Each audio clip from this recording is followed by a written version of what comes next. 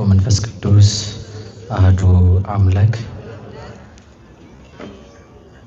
እሺ ጥሩ ነው። ጌትነቱን እንደ ነገስታት በጉልበት እንደ ካህናት በሀብት እንደ ጣዖታት በሐሰት ያላደረገ ዓለማትን ፈጥሮ የሚገዛ የሰራዊት አምላክ ቅዱስ እግዚአብሔር አምላካችን ፍጥረታት ሳይኖሩ ምስጋና ከባሕሩ እየፈለቀለት ሲመሰገን የኖረ ዓለምን በማይመረመር ጥበቡ የፈጠረ ሰው ለመሆን መጥቶ ከውድቀታችን ያነሳን መድኃኒታችን ኢየሱስ ክርስቶስ ከባሕሪ አባቱ ከአብ ከባሕሪ ሕይወቱ ከመንፈስ ቅዱስ ጋር ስሙ ለዘላለም የተመሰገነ ይሁን። ምናልባት ይሄኛው ላይት አይኔ ላይ ስለሆነም አላየኋቸውም ብዬ አስባለሁና ትንሽ ከፍ ታደርጉት ይቅርታ። ግን እሺ እግዚአብሔር ይመስገን። እና ወንዶቹ አላላችሁም ብዬ ነው በዚያው ማር እስኪ በሉ አሜን በሉ። እግዚአብሔር ይልን የሕይወታችን መሶብ ከሞት ወደ ሕይወት ከርኩሰት ወደ ቅድስና ከጨለማ ወደ ብርሃን ከሲኦል ወደ ገነት ከአሳር ወደ ክብር የወጣንባት ሥላሴን ያየንባት ዓይናችን ንጽሕተ ንጹሐን ማርያም ለስም አጠራሯ ክብርና ምስጋና ይድረሰው። ጻድቃን ሰማዕታት ደናግል መነኮሳት እንደየክብርና እንደየሞገሳቸው ክብርና ምስጋና ይድረሳቸው። ክቡር መምህራችን የኔታ አስተራዬ የደብሩ የድጓ መምህር፣ የሌሎቹን ስም አልጠየቅኩም ይቅር በሉኝ። እሳቸው ራሳቸውንም ደብቀዋል ይመስለኛል።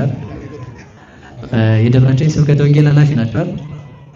እሺ የዚህ ቤተክርስቲያን ሰባኪ ወንጌል። እንግዲህ ሁላችሁንም እዚህ ነው እያገኘኋቸው ያለሁት። ዘማሪያን እናንተንም በመጨመር አባቶች ካህናት፣ የቅድስት ቤተክርስቲያን ልጆች ምእመናን፣ ሴቶችም ወንዶችም አንድ አምላክ በሚሆን በአብ በወልድ በመንፈስ ቅዱስ ስም እንደምን አመሻችሁ፣ እንደምን አመሻችሁ፣ እንደምን አመሻችሁ። እግዚአብሔር ይመስገን ያስባላችሁ። እግዚአብሔር ይመስገን አይደል? ብናመሰግን አንደበት ሰጥቶን ነው አይደል? ብንመጣ እግር ሰጥቶን ነው። ብናድር ሕይወታችንን በሰው ሳያደርግ በእጁ አድርጎት ነው። በሰው እጅ ቢሆን ተዘግተን እናልቅ ነበር አይደል? እንደዚህ እንደ ቴክኒኩ እና እግዚአብሔርን ለማመስገን ብዙ ምክንያት አለና ከዛ የተነሳ እግዚአብሔር ይመስገን። ምን ነው እግዚአብሔር ይመስገን? አይ እኔ እንደሱ አይደለም። አዲስ አበባ ሰው ልልታ በጣም ይወዳልና ጎበዝ ነው ብዬ ነው ሰው ራሱ አሜን ነው የሚባለው። እስኪ እግዚአብሔር ይመስገን ነው። እኔ አሁን ልል ያሉትን እናት አልነቀፍኩም። እግዚአብሔር ያክብርልኝ እናቴ። ቅኖች እንደዚያ ናቸው ብዬ ነው አይደል? ጥያቄ ሲጠየቅ ቶሎ የሚመልስ ቅዱስ ጴጥሮስ ነው። ከዛም የተነሳ ነበር እግዚአብሔር ቅንነቱን አይቶ የሐዋርያት አለቃ ያደረገው ማለት ነው። ቅን መሆን እኔ ሌሎቹ ጠማማ ናቸው አላልኩም። እሺ አደራችሁ። ሰው መቼም ፀሐይ ስትመሰገን ጨረቃ መስደብ ዶግማ ይመስለዋል። ጨረቃ ስትመሰገን ኮከብ መስደብ ዶግማ አይደለም። ኮከብን ለማመስገን እዚህ ጋር ያለ ላይት መሳደብ ዶግማ አይደለም። እግዚአብሔር ባለጸጋ ነው።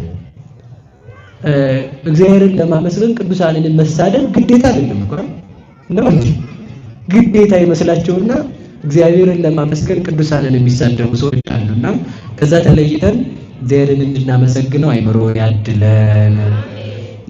የትምህርታችን ርዕስ ለተወሰነ ደቂቃም ቢሆን የምንማማርበት የትምህርታችን ርዕስ ልሳነ ከለባቲከ ላዕለ ጸላይቱ፣ የውሾችህ አንደበት በጠላትህ ላይ ነው በሚል ይሆናል። እስኪ በሉ የውሾችህ በሉ።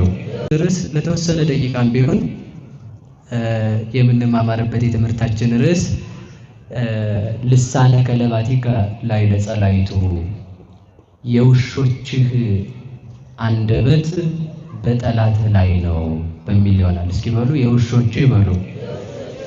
አንደበት በማን ላይ ነው? ምንድነው ያላችሁት? የአዲስ አበባ ውሻ ስለማይጮህ የአዲስ አበባ ሰው ብዙ አይረዳም ይመስለኛል ይላል። ምናልባት የአዲስ አበባ ሰው ውሻ ፈሪ ነው። አስፋልቱ ላይ ያለው ውሻ አይደለም የሚፈራው፣ የታሰረው ነው አይደል? እና የውሻ አፍ ወደ ማን ነው? በሉ ወደ ጠላት በሉ እንጂ። እስኪ በሉ የውሾች አንደበት በሉ ወደ ጠላትህ ነው። ለመጨረሻ ጊዜ አንድ ጊዜ ብቻ በሉልኝ። የውሾች አንደበት ወደ ጠላትህ ነው። ስለ ቃሉ እግዚአብሔር ስሙ የተመሰገነ ይሁን። መዝሙረ ዳዊት ምዕራፍ 67 ቁጥር 23፣ መዝሙረ ዳዊት ምዕራፍ 68 ቁጥር 23። አንዳንዱ እዛኛው ላይ 67 አንዳንዱ 68 ስለሚያደርግ ነው ይሄ እና ሁለቱም ላይ እንድታገኙት ቢያንስ ሰባኪው ርዕስ እንኳን ሳይዝ ነው እንደ የመጣው እንዳትሉ ብዬ ነው አይደል? አሁን ስልካችሁ ላይ ቼክ የምታደርጉ ሰው ሁሉ ስለምትሆኑ እንደዛ ብዬ ነው። እና በጣም የሚገርም አንድ ነገር ልንገራችሁ።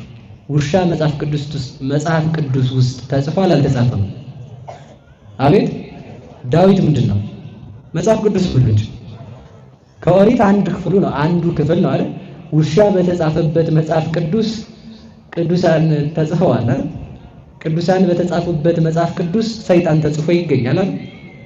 ስለዚህ ተመልከቱ፣ እግዚአብሔር ባለጸጋ ነው። ስለ ውሻም እንኳን በመጽሐፍ ቅዱስ ሲጻፍ ያላፈረ እግዚአብሔር ለቅዱሳን ገድል ሲጻፍ እግዚአብሔር ፈጽሞ አያፍርም። ውሻ በመጽሐፍ ቅዱስ ከተጻፈ ለያውም ተመልከቱ፣ የእግዚአብሔር መንግስት የምትባለው መጽሐፍ ቅዱስ ናት እኮ። የእግዚአብሔር መንግስቱ የምትባለው የእግዚአብሔር የመንግስቱ ወንጌል ነው። ወንጌለ መንግስተ ሰማያት የምትባለው ነው። መንግስተ ሰማያት መርታ በምታገባው በመጽሐፍ ቅዱስ ላይ ውሻ ከተጻፈ ለቅዱሳን ብጫቂ ወረቀት እግዚአብሔር ይነፍጋቸዋል። በዚያውስ ላይ ተመልከቱ፣ በወረቀት ከመጻፍና በእግዚአብሔር ልብ ከመጻፍ የቱ ይበልጣል? በሉ ንገሩ። እንዲህ አለ ጌታ፣ እናንተስ ወለክሙሰ ተጽሕፈ አስማቲክሙ በሰማያት። አጋንንት ተገዝተውላቸው ደቀ መዛሙርቱ መጥተው ጌታን እንዲህ አሉት፣ ጌታ አጋንንት ገረሩ ለነ በስምከ፣ በስምህ አጋንንት ተገዙልን፣ ደስ ብሎን የመጣ ነው ዛሬ አሉት። ቅዱስ አባ ጊዮርጊስ ዘጋስጫ ሲተረጉም የድቁና ማዕረግ ሰጥቷቸው ነበርና በዚያች አጋንንትን አስለፍልፈው መጥተው ደስ አላቸው አለ። ጌታ ግን ምንድን ነው ያላቸው? ጎበዞች አጋንንት አስለፈለፋችሁ አይደለም ያላቸው። በዚህ አትደሰቱ። እናንተ መደሰት ካለባችሁ ወለክሙሰ ተጽሕፈ አስማቲክሙ በሰማያት፣ የእናንተ ስማችሁ በመንግስተ ሰማያት ተጽፏልና አለ። ትምልክት እስኪ በሉ የእናንተ በሉ በየት ተጽፏል? በሰማይ ተጽፏልና። ሰማይ ወረቀት አለ የሚያስረዳኝ ሰው አለ? ሰማይ ጸሐፊ አለ? የለም እኮ። ሰማይ ቀለም የሚወጣበት ሰው አለ? የለም። ሰማይ ብራና የሚፍቅ ሰው አለ? የለም። ሰማይ ኤዲቲንግ የሚሰራ ሰው አለ? የለም እኮ። ሰማይ በሰማይ ማለት ምን ማለት ነው? በሰማይ ማለት እናንተ በሰማይ ከሆነ ብርቅ አይደለም። በሰማይ ስም መጻፍ ብርቅ አይደለም። ሰማይ ቦታ ስለሆነ ማለት ነው። እንግዲህ ምንድነው ያላቸው? ሰማይ በሚባል በእኔ በእግዚአብሔር ልብ ተጽፏል ስማችሁ። የሕይወት መጽሐፍ ተመልከቱ፣ በሕይወት መጽሐፍ ስማችሁ ተጽፏል። የሕይወት መጽሐፍ ማን ነው? እራሱ እግዚአብሔር አይደል እንዴ? አሳየ ሕይወት መጻ ላድኅኖ ይላል ቅዱስ ያሬድ። ሕይወትን የሚሰጥ ሕይወት መድኃኒት ክርስቶስ ራሱ ነው። ሕይወት መድኃኒት ክርስቶስ ራሱም ከሆነ ተመልከቱ፣ ስማችሁ በሰማይ ስለተጻፈ ደስ ይበላችሁ ማለት የእናንተ ስም በእኔ ልብ የታሰበ ነውና ደስ ይበላችሁ ማለት ነው። ክርስቲያን የክርስቲያን ስም በእግዚአብሔር ልብ የተጻፈ ነው እንጂ በወረቀት ላይ የተጻፈ አይደለም። በወረቀት ቢጻፍ ይደመሰሳል። በወረቀት ቢጽፉት ዘመናት ይሽረዋል፣ ያረጃል። ያም ባይሆን ያልፋል። በማያልፈው በእኔ ልብ ተጽፋችኋልና ደስ ይበላችሁ አለ። በእግዚአብሔር ልብ ስለተጻፈን ክብርና ምስጋና ለአምላካችን ይሁንልን። ስለዚህ ተመልከቱ፣ ቆይ እልልታ አታብዙ ትምህርቱን እንድንጨርስ። ስለዚህ ምን አለ መሰላችሁ ቅዱስ ዳዊት ሲናገር ከኋላ ጀምሮ ወይቤ እግዚአብሔር ወፂአ እገብ እንተ ቀላየ ባሕር፣ እግዚአብሔርም አለ ተመልሼ ባሕሩን ከተሻገርኩ በኋላ ወደ ባሕሩ እመለሳለሁ። ምንድነው? ከመይስቴራያ እገሪከ በደም ደሜ ማነው እግሬ በደም ይታለል ዘንድ ካለ በኋላ ልሳነ ከለባቲከ ላይ ለጸላይቱ፣ የውሾችህ አንደበት በጠላትህ ላይ ነው አለ። እስኪ በሉ የውሾችህ በሉ ምን በምን ላይ ነው አለ? የሚጮሁት በማን ላይ ነው አለ? በጠላትህ ላይ ነው። ሁለት አይነት ውሻ አለ። እንግዲህ አሁን ያኛውን ይኸውላችሁ ግራ እንዳይገባችሁ ተርጉሜ ይኸውልህ መሰለኝ አንድ ጊዜ። እሱን ግን እያስተማርኩ አይደለም ዓላማዬ። ዓላማዬ ስለ ውሻ ነው ዛሬ የማስተምረው። ውሻ 9 ትርጉም አለው። ደግ ውሻ 8 ትርጉም ይወስዳል። እኛ እንዳንሆን የሚፈለገው ውሻ ደግሞ 4 ትርጉም ይይዛል። በዚያ ነው የምንጨርሰው ትምህርቱን። ግን እዛ ጋር ስለማንደርስ 3 ብቻ አይተን እንጨርሳለን። ስለዚህ ምንድነው ከወጣው ባህሩን ከተሻገርኩ በኋላ ወደ ኋላ እመለሳለሁ ማለት ኤርትራን ከፍዬ እስራኤልን ካሻገርኩ በኋላ ተመልሼ ፈርዖንን አሰጥመዋለሁ። በዚያ ተመልከቱ እግሮች በደም ይርሳሉ ማለት ምን ማለት ነው? ፈርዖንን አጥፍቼ ፈርዖንን ከነሰራዊቱ በኤርትራ ባህር የውሃ ሲሳይ አድርጌው ቀራለሁ ማለት። ለዚህ ነው ባለቅኔው ሲናገር ምን አለ መሰላችሁ? ኢይተርፍ ግፍ ለዘእድሜሁ ጎንደየ እስራኤል ለፈርዖን እስመ አጾርዎ ማየ። ግፍ ቢዘገይም አይቀርም። እስኪ በሉ ግፍ በሉ። እንዴት ብለናል? እስራኤል ለፈርዖን ውሃ ጠጥተውታልና አለ። ይሄ ባለቅኔው ነው። እንዴት ስንለው እስራኤል ለፈርዖን ውሃ ጠጡት አለ። ቅዱስ ኤፍሬም ደግሞ ሲናገር ምን አለ መሰላችሁ? ፈርዖን እስራኤልን በሚያሰጥምበት ባህር ሰጠመ ይላል። እስኪ በሉ ፈርዖን በሉ። ማን በሚያሰጥምበት ባህር ሰጠመ? እስራኤልን። እንደዚሁም ሁሉ ተመልከቱ ሙሴ የክርስቶስ ምሳሌ ነው። ፈርዖን የዲያብሎስ ምሳሌ ነው። ፈርዖን እስራኤልን በሚያሰጥምበት ባህር እንደሰጠመ ዲያብሎስ ተመልከቱ ምዕመናንን እየወሰደ አብርሃምን፣ ይስሐቅን፣ ያዕቆብን ባስገባበት በገሃነም በክርስቶስ መስቀል ሰጥሞ ቀረ አለ። ተመልከቱ ትርጉሙ እሱ ነው። ከዚያ ምንድነው መሰላችሁ? ወፄ የገብን ተቀላየ ባህር። እኔ ተመልከቱ ወደ መስቀል ከወጣው በኋላ ተመልከቱ እንተ ቀላየ ባህር፣ ቀላይ የተባለ መስቀል ነው ወንዝ የተባለው። ከወንዙ በኋላ እመለሳለሁ። ወዴት ከወጣው በኋላ? ወንዙን ከተሻገርኩ በኋላ ለተመልከቱ ክርስቶስ ከተሰቀለ በኋላ ወበመስቀሉ ቀተሎ ለጽል፣ በመስቀሉ ጥልን ገደለው ይላል ቅዱስ ጳውሎስ። በምንድነው ስንለው በመስቀሉ ከተሰቀልኩ በኋላ ማለት እኔ በመስቀል ላይ ስሞት ሞትን እገለዋለሁ ማለቱ ነው። በመስቀል ክርስቶስ ሳይሆን የሞተው በመስቀል የሞተው ዲያብሎስ ነው።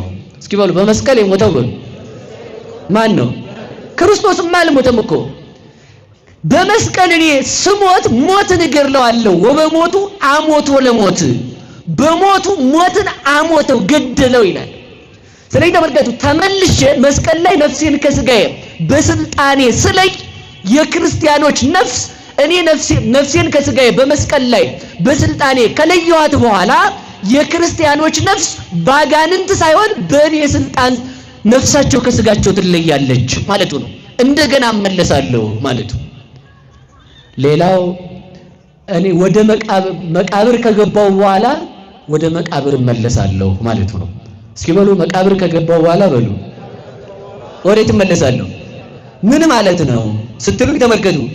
እኔ 3 መዓልት 3 ሌሊት በከርሰ መቃብር በመቃብር ሆድ ካደርኩ በኋላ መቃብርን ሰዎችን አፍርሶ አበስብሶ እንዳያስቀር ተመልሼ ስልጣኑን እሽረዋለሁ ማለቱ ነው። ለዚህ ነው ቅዱስ ጳውሎስ ምን አለ? ሞት አይቴ ውእቱ ቀኖትከ፣ ሞት ሆይ መውጊያ ወዴት አለ አለ። ተመልከቱ እስኪ በሉ ሞት ሆይ በሉ። ወአይቴ መዊኦትከ ሲኦል፣ ሲኦል ውጣ ማስቀረትስ ወዴት አለ? ቀድሞ ተመልከቱ ሰው ሲቀበር አጋንንት ስጋውን በመቃብር ይቆራኛሉ፣ ነፍሱን ወደ ሲኦል ያወርዳሉ። ክርስቶስ ከተቀበረ በኋላ እኔ በመቃብር ከተቀበርኩ በኋላ እመለሳለሁ አለ። ልጆቼ በመቃብር ፈርሰው በስብሰው እንዳይቀሩ መቃብር እንዳያፈርሳቸው የልጆችን ስጋ በትንሣኤ ዘጉባኤ ያስነሳለሁ አለ መድኃኔዓለም ክርስቶስ። እስከ መቃብር ወርዶ የፈለገን አምላክ ስሙ የተመሰገነ ይሁን። እስከ መቃብር ነው የወረደው እግዚአብሔር ለኛ ሲል። እስኪ በሉ እግዚአብሔር ለኛ ሲል በሉ። እስከ የት ነው የወረደው? ሙት እስኪ በደንብ አስቡ፣ በደንብ ማለት ነው። አሁን የከተማ ሰው በጣም የሆነ ቀበጤ ነው ይባል በእናንተው ቋንቋ ብዬ በጣም ብዙ እንቁላልን ክንክን ተብሎ ነው የሚተያዘው ማለት ነው። ስትመጡ መሬት እንዳይነካችሁ ወንበር ተገዝቶ ለያውም ደግሞ አልመጣ እያላችሁ ማለት መከራ መብላት ከሆነ እናንተ ወንበር ከሌለ እዛ ጋር ርቃችሁ ትቀመጣላችሁ፣ ጋውን ቁጭ ትላላችሁ አፈር እንዳይነካችሁ ማለት ነው። ገዳም ሲሄድ አሁን ስሊፒንግ ባግ መጥቷል፣ ሌላም ድንኳን መጥቷል። አሁን ደግሞ በአየር በነፋስ የሚሞላ ፍራሽ መጥቷል። ያን ይዝና ጎለል እያለ ገዳም ይሄዳል። ምን እንዳያገኘው አዋራ እንዳይነካው ማለት ነው። ገዳም ሄዶ እንኳን ተመልከቱ። ከዛ ተመልከቱ በዚህ ዓለም ነገስታቱ ገጠር ላይ ቢወጡ ሰራዊት አጅቧቸው ምግባቸው ተዘጋጅቶ ፍራሽ ተይዞ ሽቱ ይዘው ነው የሚሄዱት። የዚህ ዓለም ነገስታት ማለት ነው። ክርስቶስ ግን እስከ መቃብር ወርዶ ፈለገን ይላል። እስኪ በሉ እስከ መቃብር በሉ። በሞት ያፈርሰዋል። አሁን እናንተ ድሃ ቤት ገብታችሁ እንጀራ ትበላላችሁ። የከተማ ሰው ደግ ነው። ሰው ታክሲ ላይ ልብሱ ቆሸሽ ያለ ሲያገኝ አባ ትንሽ ልፍት ይቅርታሽ ይላል ማለት ነው። እውነት እንደዚያ ነው የሚል የከተማ ሰው ደግ ነው። የሆነ ድሃ ቤት እንኳን መግባት አይፈልግም። አሁን ወዳጅ ሲያበጅ ሰው ተመልከቱ፣ በሁለት መስመር ነው ሰው ወዳጅ የሚያበጀው። እንዴት አድርጎ ካላችሁ ሀብት ያለው ሰው ከሆነ እንደምንም ብሎ ደህና ዋሉ ጋሼ እንደምን ዋሉ በዛ ከሆነ ቆይ በዛ በሱቁ ልለፍ በዛው ደህና ዋሉ ብዬ ምናልባት ቢቀንስልኝ ብሎ እኮ ወይ እንትን እንዴት ተመልከቱ መስገድ መከራ ማለት። ድሃ ከሆነ ግን በዚህ ጋር ከመጣ እዛ ጋር ካዩ በዚህኛው መስመር ይሄዳል። እንዳያገኘው እኮ ነው ተመልከቱ። ታዲያ ምንድነው ለማለት የፈለከው ካላችሁ ተመልከቱ። ሰው ተመልከቱ ሊቀመጥበት የማይወደው ቦታ ምንድነው ካለከኝ መቃብር ነው። እንኳንስ ተመልከቱ እንኳንስ ለማደር እንኳንስ ለመኝታ እንኳን በጣም እስኪያስቡ እንኳን ሰማይና ምድርን የፈጠረ አምላክ ውብ የሆነ አምላክ እንኳንስ እሱ እኛ የፈለገ ጭንቅ ቢሆን መቃብር ቦታ ተኝተን አናድርም። ለምን እኮ መቃብር ቦታ ስላችሁ ከላይ ነው እኮ። አሁን ሰው እኮ ተመልከቱ። አሁን ሰው የከተማው ሰው በጣም ይፈራል። በጣም አሁን ሰው ከተቀበረ ጋኔን አይጠፋም የሚልና በዚህ አዲስ መቃብር ካለ እዛኛው መንገድ ነው የሚሄድ እንዳይመታው። እንደው አንዳንዱ ሰው ተመልከቱ ወገቡን ሁሉ የያዘው ነው ይመስለው። እንደው በዛ ካለፈ አይመስላችሁ? ምክንያቱም መቃብር ጋር ጋኔን ይኖራል ይላል ሰው። የክርስቲያኖች መቃብር ጋኔን የለበትም። እሺ ይሄን ጠንቅቃችሁ ማወቅ አለባችሁ። ሰውን መቃብር ውስጥ አስተኝታችሁት ብታሳድሩት አዛኝን እርግጠኛው የምነግራችሁ ማለት ነው ጠዋት መሬቱ አልመቸው ብሎ ወገቡን ቢያመው ሰይጣን ጎኔን ሰብሮ ለቆይ ነው የሚል ጠዋት ማለት ጎኑን ካመመው ሰይጣን ነው። ሰው እኮ በጣም ተጃጅሏል። ክፉ ለሰይጣን እንደው ደጉን ለራሱ የሚያረግ ማለት ነው። ሰርቆ ምን ሆነ ነው ሲባል ሰይጣን አስቶኝ፣ ስጋ በልቶ ጾሙን ሽሮ ምን ሆነ ነው ሲባል ሰይጣን፣ ተደባድቦ ምን ሆነ ነው ሲባል ሰይጣን፣ ዘሙቶ ምን ሆነ ነው ሲባል ሰይጣን። ሰይጣን እኮ ፍርድ ቤት አጥቶ ነው እንጂ መክስ እንደው ቢከስ ጥሩ ነበር እላለሁ። አንዳንድ ያላበ ሰው እኮ ነው ተመልከቱ። ባጭር ቃል ግን አንድ ነገር ልንገራችሁ። ሰይጣን አስገድዶ የሚያስክደው የለም፣ ክርስቶስም አስገድዶ የሚያጸድቀው የለም። ሰይጣን አስገድዶ ቢያስኮንን ጻድቅ አይገኝም ነበር። እግዚአብሔር አስገድዶ ቢያጸድቅ ኃጥአን አይገኙም ነበር። ስለዚህ ሰው ሁሉ የሚሰራው በገዛ ፈቃዱ ነው ማለት ነው። ሰይጣን አጋዥ ይሆናል እንጂ ሰይጣንን ለምንድን ነው ያለ ስራው የምታማው? ዘይ ተመልከቱ። ቆይ ለመልሳችሁ እና ሰው መቃብርን ይፈራል። እስኪ በሰው በሉ እንደው አሁን ዘመድ እናት አባት መቃብር ይገባሉ አብረው ሞት ይሻላል አያገቧትም። ያለቅሶ ዕለት አንዳንድ ሰው ያስመስላል። ያዙ ይልቃቆኝ ግሪ በለው ይላል። ገላቃ አርጋችሁ እንግዲህ ግባ አብረን ብትሉት ኧረ ጭንቅ ነው ኧረ አውጡኝ ነው የሚል መልሶ ማለት መግባት አይፈልግም። ሰው በጣም ብልሃተኛ ስለሆነ ማለት ነው። ሰው ገልግሉኝ የሚለው እንደሚይዙ ሲያቅ ነው። አላያችሁ? ውሻ እንኳን ብቻውን ሜዳ ላይ ልታገኙት አይናገርም። ባለቤቱ ካለ ይላል ማለት ነው። ቤቱ ከሆነ እንደዚያ ነው። እሺ ወደ ነገር ልመልሳችሁ። ስለዚህ ተመልከቱ በጣም በዚህ ዓለም ሊያስቡት እንኳን የሚያስፈራ ቦታ መቃብር ነው። ምንድነው አልኳችሁ? በሉ እንጂ ምንድነው? በሞት ያፈርሰው። እስኪ መቃብር ስታስቡ ተመልከቱ። አንዳንድ መቃብር የሆኑ ሰዎች አሉ። አይታችሁ አታውቁም? መቃብር በጣም ጥሩ ነገር ነው። ሲሞት ሰውየውን አጥበን ነው የምንሰጠው አይደል? ይታጠባል፣ ሽቱ ይረጫል። የከተማው ሰው ሽቱ ይረጫል። አዲስ ልብስ ውሃ ያለካው ልብስ እናለብስለታለን። ከዛ ንጹህ ሰው ነው የምንሰጠው። ሽቱ የተረጨ እስኪበሉ ሽቱ የተረጨ ያልፈረሰ አካል በአዲስ ልብስ የተሸፈነ ሰው፣ በሳጥን የተደረገ ሰው ሰውን ወርቅ ይዞ እየተቀበረ ነው። እሺ በቃ ተውት፣ እኔ ወደ ነገር የለም። አሁን ተመልከቱ፣ ያን አድርገን መቃብር እንሰጠዋለን። ጤነኛውን ሰውዬ ያልፈረሰውን አፍርሶ በሽቱ ፈንታ አሽትቶ ደህናውን አካል በታትኖ የትል መጫወቻ አድርጎ ያለበስነውን ልብስ አቆሽሾ ላይን የሚያስከፋ ላፍንጫ የሚከረፋ ለማሰብ የሚዘገንን ያደርገዋል። ክፉ ሰው እንደዚያ ነው። ሽቱ ወንጌል ናት፣ ልብስ ልጅነት ናት። ሽቱ የቀባን እግዚአብሔር ነው።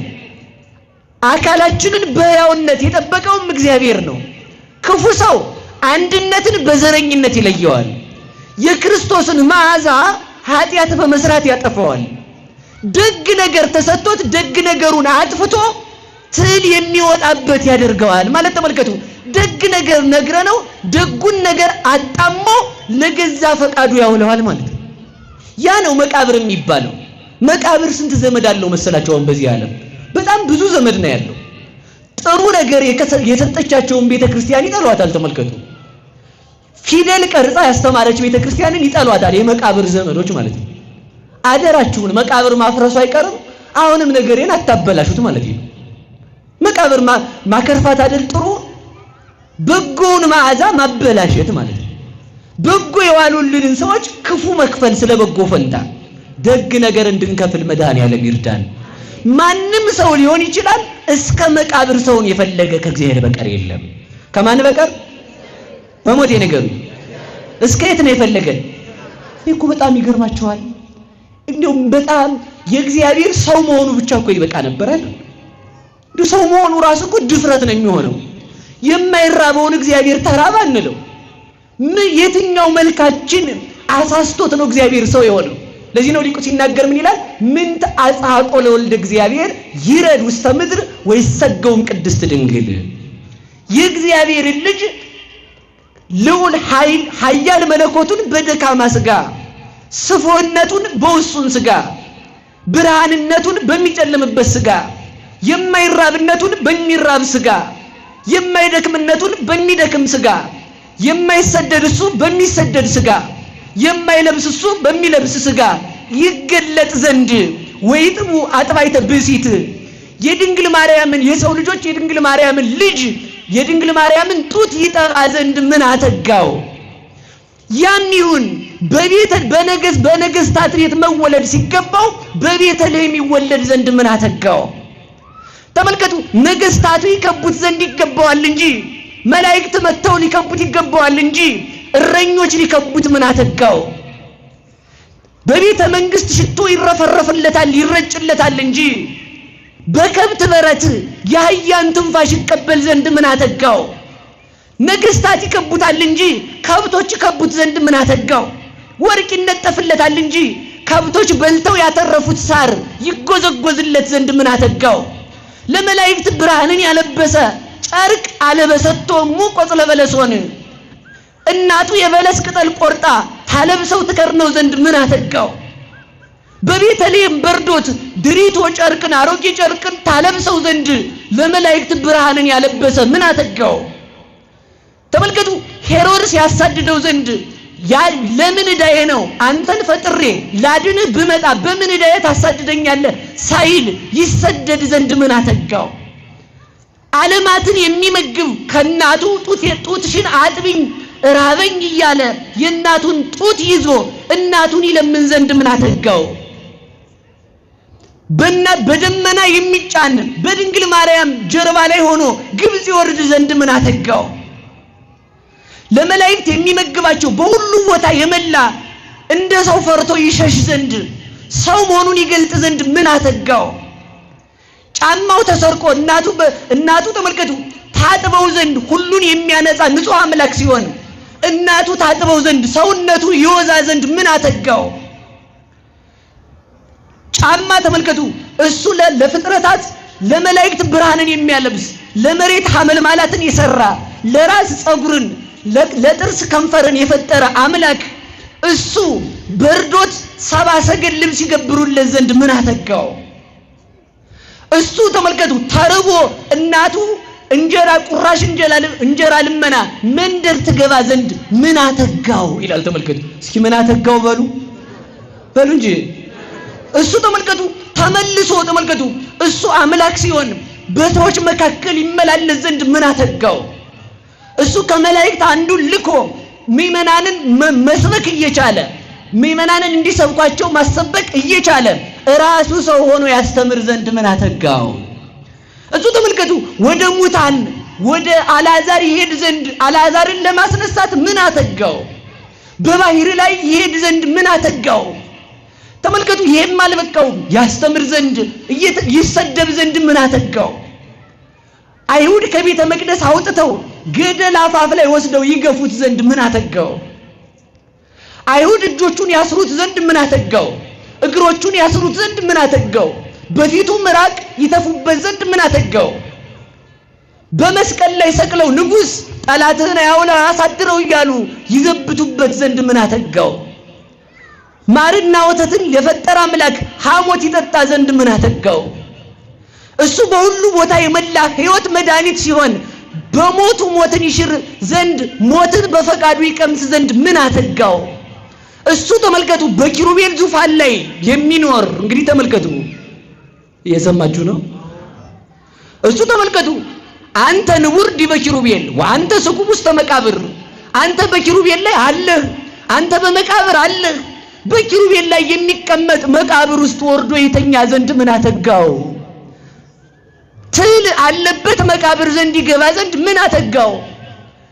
ክርፋት የሚከረፋ ስጋ በተጠራቀመበት መቃብር ይገባ ይተኛ ዘንድ ምን አተጋው ይልና ተመልከቱ አኮኑ በፍቅረ ዚአነ መጽአ ይላል።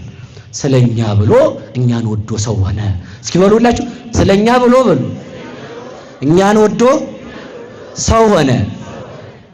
ምን ሆነ? ምን ሆነ? እስኪ መቃብር ለምን ተኛ? እኛን ወዶ። እስኪ በሉ እኛን ወዶ በሉ። ማንን ወዶ? ወደደን። ከዚህ በላይ ፍቅር የለም። ሰው ተመልከቱ ምንም ቢወዳችሁ ደካማ ጎጆ ውስጥ መጥቶ አያድርላችሁም የከተማ ሰው። እግዚአብሔር ግን ተመልከቱ ቤተልሔም መወለዱ አልበቃውም። መቃብር ውስጥ እኮ ነው ስጋችን በሰበሰበት። ተመልከቱ እንኳንስ ገብተው ሊተኙት ካፍተው ቢያዩት አፍንጫን የሚዘጋ እኮ ነው። ተመልከቱ እዚያ ውስጥ ተኛ። ታዲያ ምንድነው ትለኝ እንደሆነ በሞቱ ሞትን አጠፋው። መቃብር ወርዶ በመቃብር መፍረሳችንን አቆመልን። ክብር ለቅዱሳን አምላክ ይሁን። ከዚያ ምን አለ መሰላችሁ? እንከሰ ይንወርድ ታይተ አላን ተለወ ለዘፈጠረነ ነው። ተመልከቱ እንግዲህስ አለ። ተመልከቱ እስኪ በሉ እንግዲህስ በሉ ወደ ታች አንወርድም። ማንን እንከተለዋለን? የፈጠረንን እንከተለዋለን እንጂ። ይሄ ፍቅር ሐዋርያትን ሳባቸው፣ ይሄ ፍቅር ነቢያትን ሳባቸው። ከዚህ ለመድረስ ነው፣ ከዚህ ለመድረስ ነው። የዚህ ጌታ ውሻዎች አሉት ነው። እስኪ በሉ የዚህ ጌታ በሉ ምን አሉት? ቆይሽ ለእግዚአብሔር ውሻ ከምትሆኑ ውሻ ከማትሆኑ የቱ ይሻላችኋል? ባሉ ንገሩኝ እንጂ ሰው እንኳን ለእግዚአብሔር ውሻ ለቤት ዘበኛ ይሆን አይደል? ሰው ዘበኛ ለመሆን ብሎ ያው እንግዲህ የንጉስ ጃንደረቦች ታውቁታላችሁ።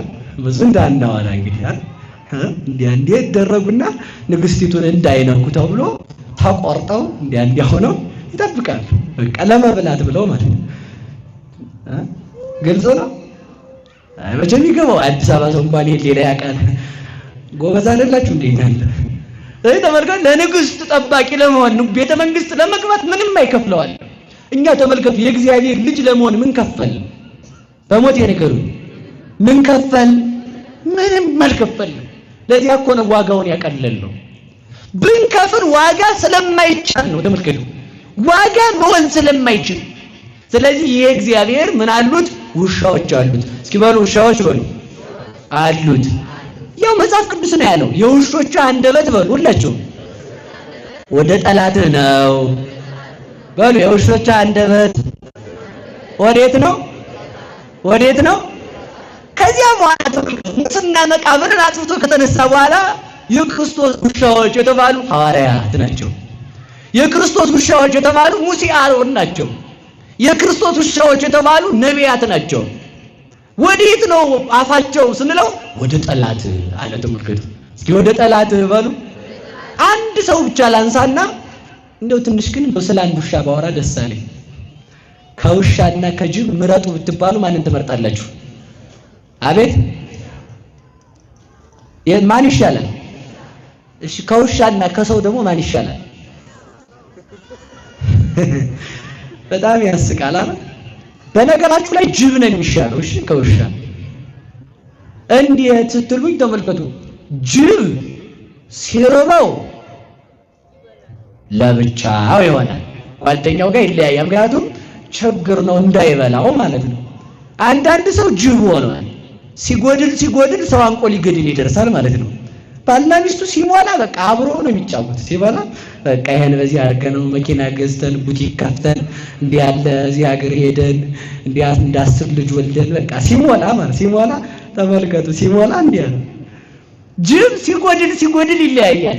ሲጎድል ትዳራችሁን የምታፈርሱ ከሆነ ጅብ በሉ፣ ጅብ በሉ እንጂ ሲጎድል እንፋታ፣ ገንዘባችንም አለቀ፣ ባንክ ቤት ያለውም አካውንት እንዲደርሷል።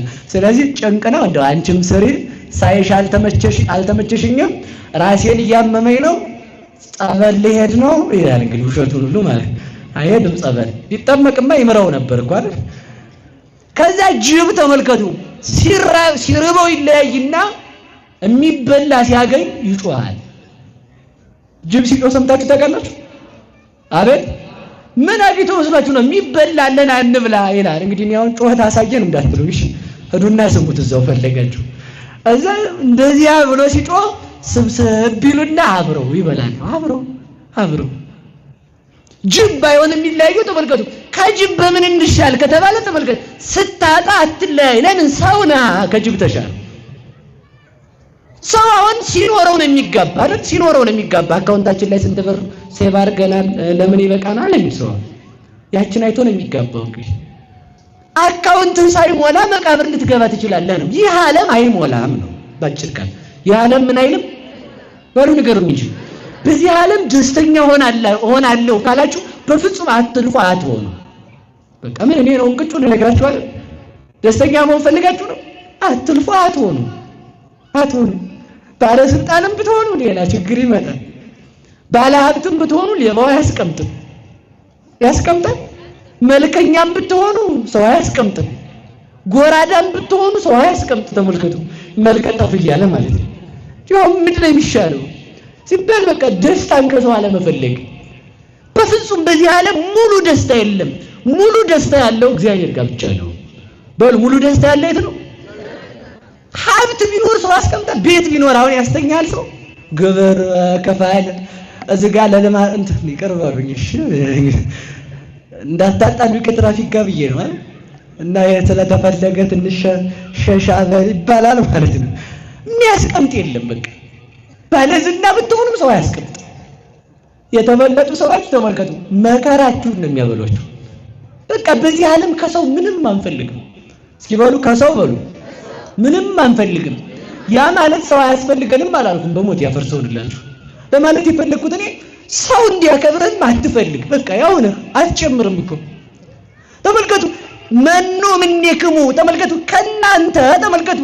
ዘይግን አጻይዶ ወይ አጽልሞ የራሱን ጸጉር ቀዩን ጥቁሯን ነጯን ጥቁር ማድረግ ይቻላል ወይ ይላል። አዎ እንችላለን። ነብን መቼም የከተማ ሰው አላሉ። አንድ ልጅ ውሃ ወደ ታች ነው የሚፈስ ሲባላሉ እኛ ጋር ወደ ላይ ነው አላሉ። የከተማ ልጅ ቧንቧ ነው የሚያውቀው እሱ። ትልቅ ችግር እኮ ነው። እና ተመልከቱ ምንድነው መሰላችሁ እያልኩ ያለሁት እኛ በቀለም እናደርገዋለን። እሱ አይደለም ነጭ ሆነ አንዲት ማድረግ አትችሉም። የራሳችሁን ጸጉር ነጯን ጥቁሯን ነጭ ማድረግ ካልቻላችሁ ከሰው ምንም የምትፈልጉት ነገር አይኑር። ደስታችሁ በእግዚአብሔር እጅ ነው ያለው። ሰው አመስግኖ የሚጨምርልህ ክብር የለውም፣ እንደውም ይወስድብሃል። ሰው ካመሰገነ ባዶ ቤት ናንተ። ሰው እያመሰገነ ካለ በሞት ያፈርሰዋል። እየሰማችሁ ነው? የኔታ ይላል።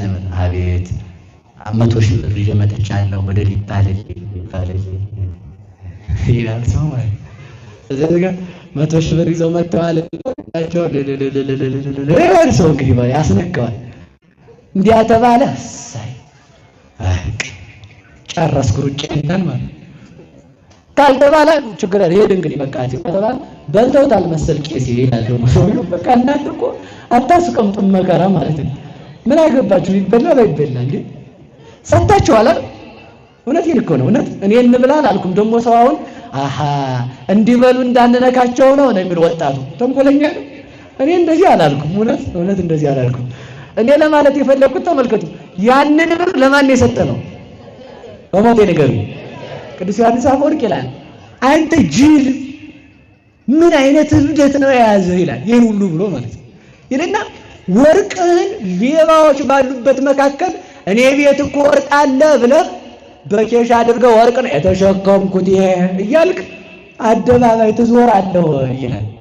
በየት መካከል በሉ በሌባ በሉ እንጂ ትዞራላችሁ። ከተማው ሰው መስላችሁ የሚያደርግ አይ ብር ትንሽ ናት ያስኳት 100 ብር ለትራንስፖርት ይበቃኛል። ሌባውም ችግር ነው።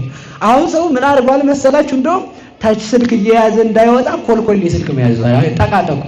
ሌባው አስቸጋሪ ሲሆን ማለት ሌባ ፈርተህ ገንዘብክን ቤት ከተውክ ሌባ ሰይጣን ባለበት አደባባይ እኔ እኮ ይሄን ያህል ብር ነው የሰጠሁት ካልክ በከንቱ ውዳሴ ውሰድብኝ እኮ እያልከው ነው። ሰይጣን እንዲወስድብህ የሰራውን ስራ ለምን ይውልኝ ትላለህ? መቼ ይታይ ከተባለ ተመልከቱ፣ ለእግዚአብሔር ለቀው ለእግዚአብሔር ይላል። ተመልከቱ፣ ለእግዚአብሔር አበድረው እግዚአብሔርን ባለዳ አድርገው ሁሉ ይላል። እውነት ይሄ እስኪ በሉ እግዚአብሔርን በሉ ምን አድርገው ባለዳ አድርገው ስጠውና በቃ አላውቅም ከዛ በኋላ አንተ እርሳው። አሁን ተመልከቱ፣ ሰው ኃጢአቱን ይረሳል። 100 ሺህ ብር ለዚህ ቤተክርስቲያን ቢሰጥ እስከሚሞት አይረሳትም። ሕይወት ታሪኩ ላይ ተጽፎ እንዲህ ያሉ አባታችን 100 ሺህ ብር ሰጥተው ለእንትና ኧረ ይገርማቸዋል ለገርጂ እንትና ይገርማቸዋል ደግሞ ለደብረ ሊባኖስም በቃ ይባል ስንክሳር ማለት የሰጠኸውን እርሳው ነው። እንግዲህ ለማን ነው የሰጠኸው? በሉ ንገሩ። እኔ አንድ ነገር ልንገራችሁ፣ ስንሰጥ ለእግዚአብሔር ከሆነ የሰጠነው እግዚአብሔር ለምን ደበቀብን የሚል ጥያቄ አንሱ እስኪ በሉ እግዚአብሔር በሉ ለምን በድብቅ እንዲሆን ፈለገ? አንደኛ ሌባ እንዳይወስደው። ምክንያቱም አንተ ጋር ከሆነ ያንተን የህሊናን በር ሰብሮ ሰይጣን በከንቱ ውዳሴ በትዕቢት በቃ ያደረከው ትዝ እያለ ይገርማል። ይሄ ቤተክርስቲያን ሲሰራ እኔ እኮ ነበርኩ እዛ ቆሜ ሳሰራ ነበር። ይገርማል በቃ አልክ። ከዛ የዝና ያሰው ይገርማል እንትና ቤተክርስቲያኑን ያሰራ ሰው ነው ወሰደብኝ። አማን ብለክሙ ነሱ ስቴቶሙ እውነት እላችኋለሁ እንደሱ ያለ ደግ የለም ብለው በሰው ዘንድ ተመስግነው ቀሩ ይላል። በማን ዘንድ በሉ ንገሩኝ። እግዚአብሔር ለምን ደበቀ? እስኪ ለምን ደበቀ በሉ በሉ ንገሩኝ። ይሄ ጥያቄያችሁ አይደል? በጠላታችንም በወዳጃችንም ፊት ሊሰጠን በሚል ርዕስ ልዝጋው። እስኪ በወዳጃችንም በጠላታችንም ወዳጃችን እነማን ናቸው? ቅዱሳን መላእክት በሉ እንጂ ሐዋርያት፣ ነቢያት፣ መነኮሳት፣ ካህናት፣ ሰማዕታት እነዚህ ሁሉ ይመጣሉ። ጠላታችን ማን ነው? ሳጥናኤል ከነሰራዊቱ። መቼ ነው ዋጋህን የሚሰጥ? በዕለተ ምጽአት ና አንተ ብር አባብልተኛል ና። ከዚህ በላይ ክብር አለ ወይ? እግዚአብሔር እንድትደብቀው የፈለገ በዓለም አደባባይ ሁሉ ሊመሰክርልህ ነው ይላል። በየት ሁሉ በሉ ንገሩኝ። እንግዲያውስ እንትጋ። እዚህ ጋር 50 ሰው 1000 ሰው 10000 ሰው ባለበት መካከል ከምትመሰገን አእላፋት መላእክት አእላፋት ደቂቃ አዳም ባሉበት መካከል እንድትመሰገን ብሎ ነው። ለዚያ ጊዜ እንድንደርስ የሰራነውን ስራ እንድንደብቅ መድኃኔዓለም ይርዳን። ከዚህ በኋላ ብሰሩም ባሰሩም ዝም እስኪ በሉ ዝም በሉ። አሰራችሁ መርሳት በቃ። ለማን የሰጣችሁት? ለእግዚአብሔር ለምን እንሰጣለን ካልከኝ አንተን ጠላት ገሎ ይወስድባል። እግዚአብሔርን የሚገለዋል፣ እግዚአብሔርን የሚቀማዋል፣ እግዚአብሔርን የሚሽረዋል። አንተ ብትረሳው ማን አይረሳው? እግዚአብሔር አይረሳው። የምትሰራውን ደግነትህን እንደማይረሳ የምትሰራትን ኃጢአትህንም አይረሳልህ። ስለማትረሳ አንተም ኃጢአት ሰርታ አትርሳት ነው። እንዳትረሳት እግዚአብሔር እንዳንረሳ ያርገን። ከሞትክ በኋላ አትረሳም። ስመዘይት ረሳ የማይረሳ ነውና አንድም የማይረሱ ሥላሴ ይዘዋታልና ይላል። እና ወደ ነገር ልመልሳችሁ። ጅብ ምን ሲል ይሆናል? በጣም አሳጥራለሁ ይቅር በሉኝ። እንግዲህ ደግማችሁ ጅብ ምን ሲል ነው የምትጣላው? ሳይኖር በሉ እንጂ። ሰው ደግሞ ተመልከቱ፣ ሲኖረው ደግሞ የሚጣላ ሰው አለ። ገንዘብ ብላ የምታገባ ሴት፣ ገንዘብ ብሎ የሚያገባ፣ ገንዘብ ብሎ የሚሾም፣ ገንዘብ ብሎ እንዲያ የሚሆን ሲኖረው ነው ደግሞ የሚጣላ። ጅብ ተመልከቱ፣ ጅብ በለጠ። አንዳንድ ሰው ሲያገኝ አደገኛ ጥሪ ያሰራል ቤቱ ላይ ሰው እንዳይቀር። በበሩ አካባቢ ሊስትሮ ካለ ይጋ አረ አስነሱልኝ፣ እንደዚህ አስነሳችሁ ጠራጓቸው ከዚህ ይባላል ማለት ይታረጋል። አያችሁ አንዳንድ ሰው ጅብ ነው ሲያገኝ ሰው ይበላል ማለት ነው። ሆዳም ሆነ እኮ ተመልከቱ እንዴ! ሰው ሆዳም ጅብ ቢያንስ የጅብ ያህል እኮ መሆን አለበት ሰው አይደል እንዴ? ጅብ ሲኖር ተጠራርቶ ከበላ ሰው ድግስ ሲኖር ባህል ሲኖር ብቻውን በሩን ይዘጋልና አንድ ግቶ ግጥም አድርጎ ቋንጣ አድርጎ ሲበላ ይከርማል። በቃ ስትበላ ዓመት ሙሉ ይገርምሻል። እንደው ተመልከቱ እንግዳ ሲመጣ እንኳን ሽሮ እያስፈላ የሚያበላ ሰው አለ እኮ ስጋው እንዳያልቅ። ስስቱ እኮ ሰው ተመልከቱ ከጅብ ዘውነት ይሄዱ። እግዚአብሔር ሰው ያርገን፣ ሰው ያርገን እና እውነቴን ነው ምሬን ነው የምነግራችሁ። እኔ አሁን አላከበሰብሳችሁም እሺ። እና ጅብ ሲኖር ተጠራርቶ ይበላል። ድሃውን መጎብኘት፣ ቤት ሲኖር ውጭ ላይ ያሉትን ማሰብ፣ ልብስ ሲኖር እንደው እኮ ተመልከቱ ጎበዝ እንደው ሰው ወይ እንቅመሰው እንዴ ካልሆነ አንድ ቀን እንቅመሰው እንዴት እንደሚያም እንቅመሰው ይሆን ካልሆነ ሰው አልገባው ያለ እኮ መቅመስ ስላቃተው እየሰማችሁ ነው። አንድ ቀን እንደው አሁንና እስከ 9 ሰዓት ይጾማል። አሁን ግማሹ ነው ያልኩት። እናንተ ደግ ናችሁ እሺ። የሚጾም ሰው ስላለ ማለት ነው ይጾማል። እና ታዲያ እስከ 9 ሰዓት መጾም ካቃተ ጠዋት ነግቶ ማየ እንጀራ የሚል ልጅ ካለሽ አስፋልት ላይ እንጀራ የሚለው ልጅ ለምን የማያሳዝን ዝርበል አንተ ወደዚያ ይላል ሰው ማለት ነው። አንተ ማታ ጠዋት ቁርስ 6 ሰዓት ምሳ፣ ከዛ ደግሞ እንትኔ ምንድን ነው ይባላል መቆያ አይደለም መረቆ። የከተማው ሰው ጠግቧል። ሌላ ነው ደግሞ የምን አፒታይዘር ነው እንዴ? ኧረ አግዙኝ። የምግብ ፍላጎት እንዲከፈት የሚበላው ይሄ አቸቶውን አርጎ ሎቢውን ምናምን አርጎ የሚበላው ለመብላት ሆዱን በደንብ እያስተካከለ እየለጠጠው እንዲህ አርጎ በደንብ የምግብ ፍላጎት እንዲመጣ ይበላል አይደል? እንዲህ እያለክ ስትበላ ረሃብ ያደረበት ሰው ትዝ ይልሃል ወይ? የከጅብ ባስክ እኮ ተመልከት። ጅብ ተጣርቶ ይላል በቀላ ተሰባስበው ብለት በቃ ከጅብ መሻል። አንተ ቤት ሲኖር እኔ እንግዲህ ብዙ ነገር ነው ያለው እንተው በቃ ይሄን ያህል ሃይላይት ካሳየ ወደ ነገር እንዲሄድ ውሻ በሉ። ውሻ ደግሞ ተመልከቱ ሲያጣ መላላስ አላያችሁት? ውሻ የሚጣላው መቼ ነው ካላችሁ ዳቦ ያገኘ ቀን አይደል? ውሻ አለ አሁን ሲረመው ውሻ በቃ ያኛው በዛኛው ላይ ሲዘል ያኛው በዚያኛው ላይ ሲዘል በቃ ሲፈለጥዝ ነው የሚያመሸው። ዳቦ ሰውዬ ይዞ በቃ አለ ይላል ማለት ነው። አንዳንዱ ሰው ተመልከቱ እንደ ውሻ ስልጣን ሲያገኝ ነው ሰው የሚነጨው ማለት ነው። ታባላ ተመልከቱ መኪናው መስታወት የነበረው መስታወቱ የሚያሳይ ከሆነ ጥቁር ያደርገዋል ሰው እንዲያገኝ። ቀድሞ ሰላም ነው እንዴት ነው ሲል የነበረ በዚህ ላይ ሰላም ዋሉ ሲለው እንተዋወቃለን፣ ቅርታ አላስታወስኩም፣ የእንትና ልጅ እኮ ነኝ፣ አይ ስራ በዝቶብኛል አላስታወስኩም፣ እሺ በቃ ትቶት ይሄዳል። ታዲያ ስልጣን ሲያገኝ እንደ ውሻ ያደርገዋል ሰው። ሰው ምግብ የሚበላ ሀብት አንዳንዱ ሰው ተመልከቱ ሰርቶ ሀብት ሲያገኝ ጥጋቡን አልችልም እዚያ እንፋታ በቃ እኔ እኖራለሁ አንቺም ትኖሪያለሽ አለቀ መፈታት አለብን ይላል። አንዱ መኪና ይደርሰኛል ትላለች እሷም ማለት ነው። እና ይኸውላችሁ እንደ ውሻ ክርስቲያን እንደ ውሻ አይደለም። ሲኖርም አብሮ ሲያጣም አብሮ ነው። እስኪ በሉላችሁ ክርስቲያን በሉ እንደምንድን ነው? እንደ ውሻ ከሆንክ ውሻን አይተህ ከውሻ ከሆንክ ችግር ነው። ሰው ከሆንክ ቢያንስ ሰው ሁን ነው። ጅብ ከሆንክ ደግሞ ከጅብ ተሻል ነው። ደግሞ አይ ጅብ ደግሞ አንድ ነገሩ ገረመኝ በጣም ብዙ ችግር እንደው ጅብ ሲበላ ጭንቅላትን ይበላል። ይሄን ዝጋ ሙልጭ አርጎ ይበላል። ከዛ እግርንም ይበላል። ጅብ ይበላል። ምን አይበላም በሉ እርግጠኛው የምነግራችሁ እጅ አይበላም እንጂ ለምን ቢባል በዚህ እጅ እኮ አጥንት ተጥሎ አንድ ቀን ቀምሼ ይሆናል ይላል። የት ነው ያለ ካልከኝ አረጋዊ መንፈሳዊ ላይ ሄድና መጽሐፈ መነኮሳት ላይ ለምን ሲባል በዚህ እጅ አጥንት በልቼ ይሆናል አለ። ተመልከቱ።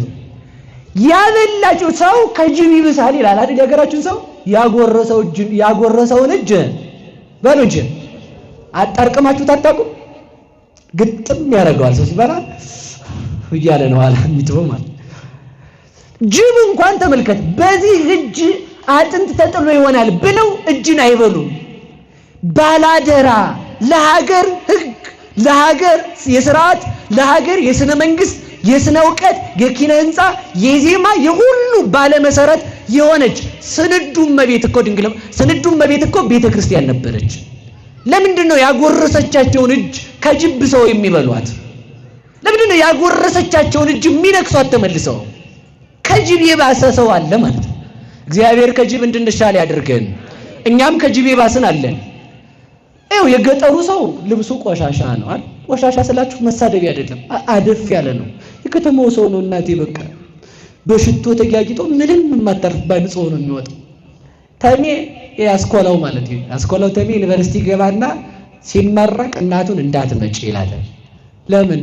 ቆሻሻ ለብሳ እንዳትመጣ እኮ ነው። እንዳትመጪ እዛ አየው።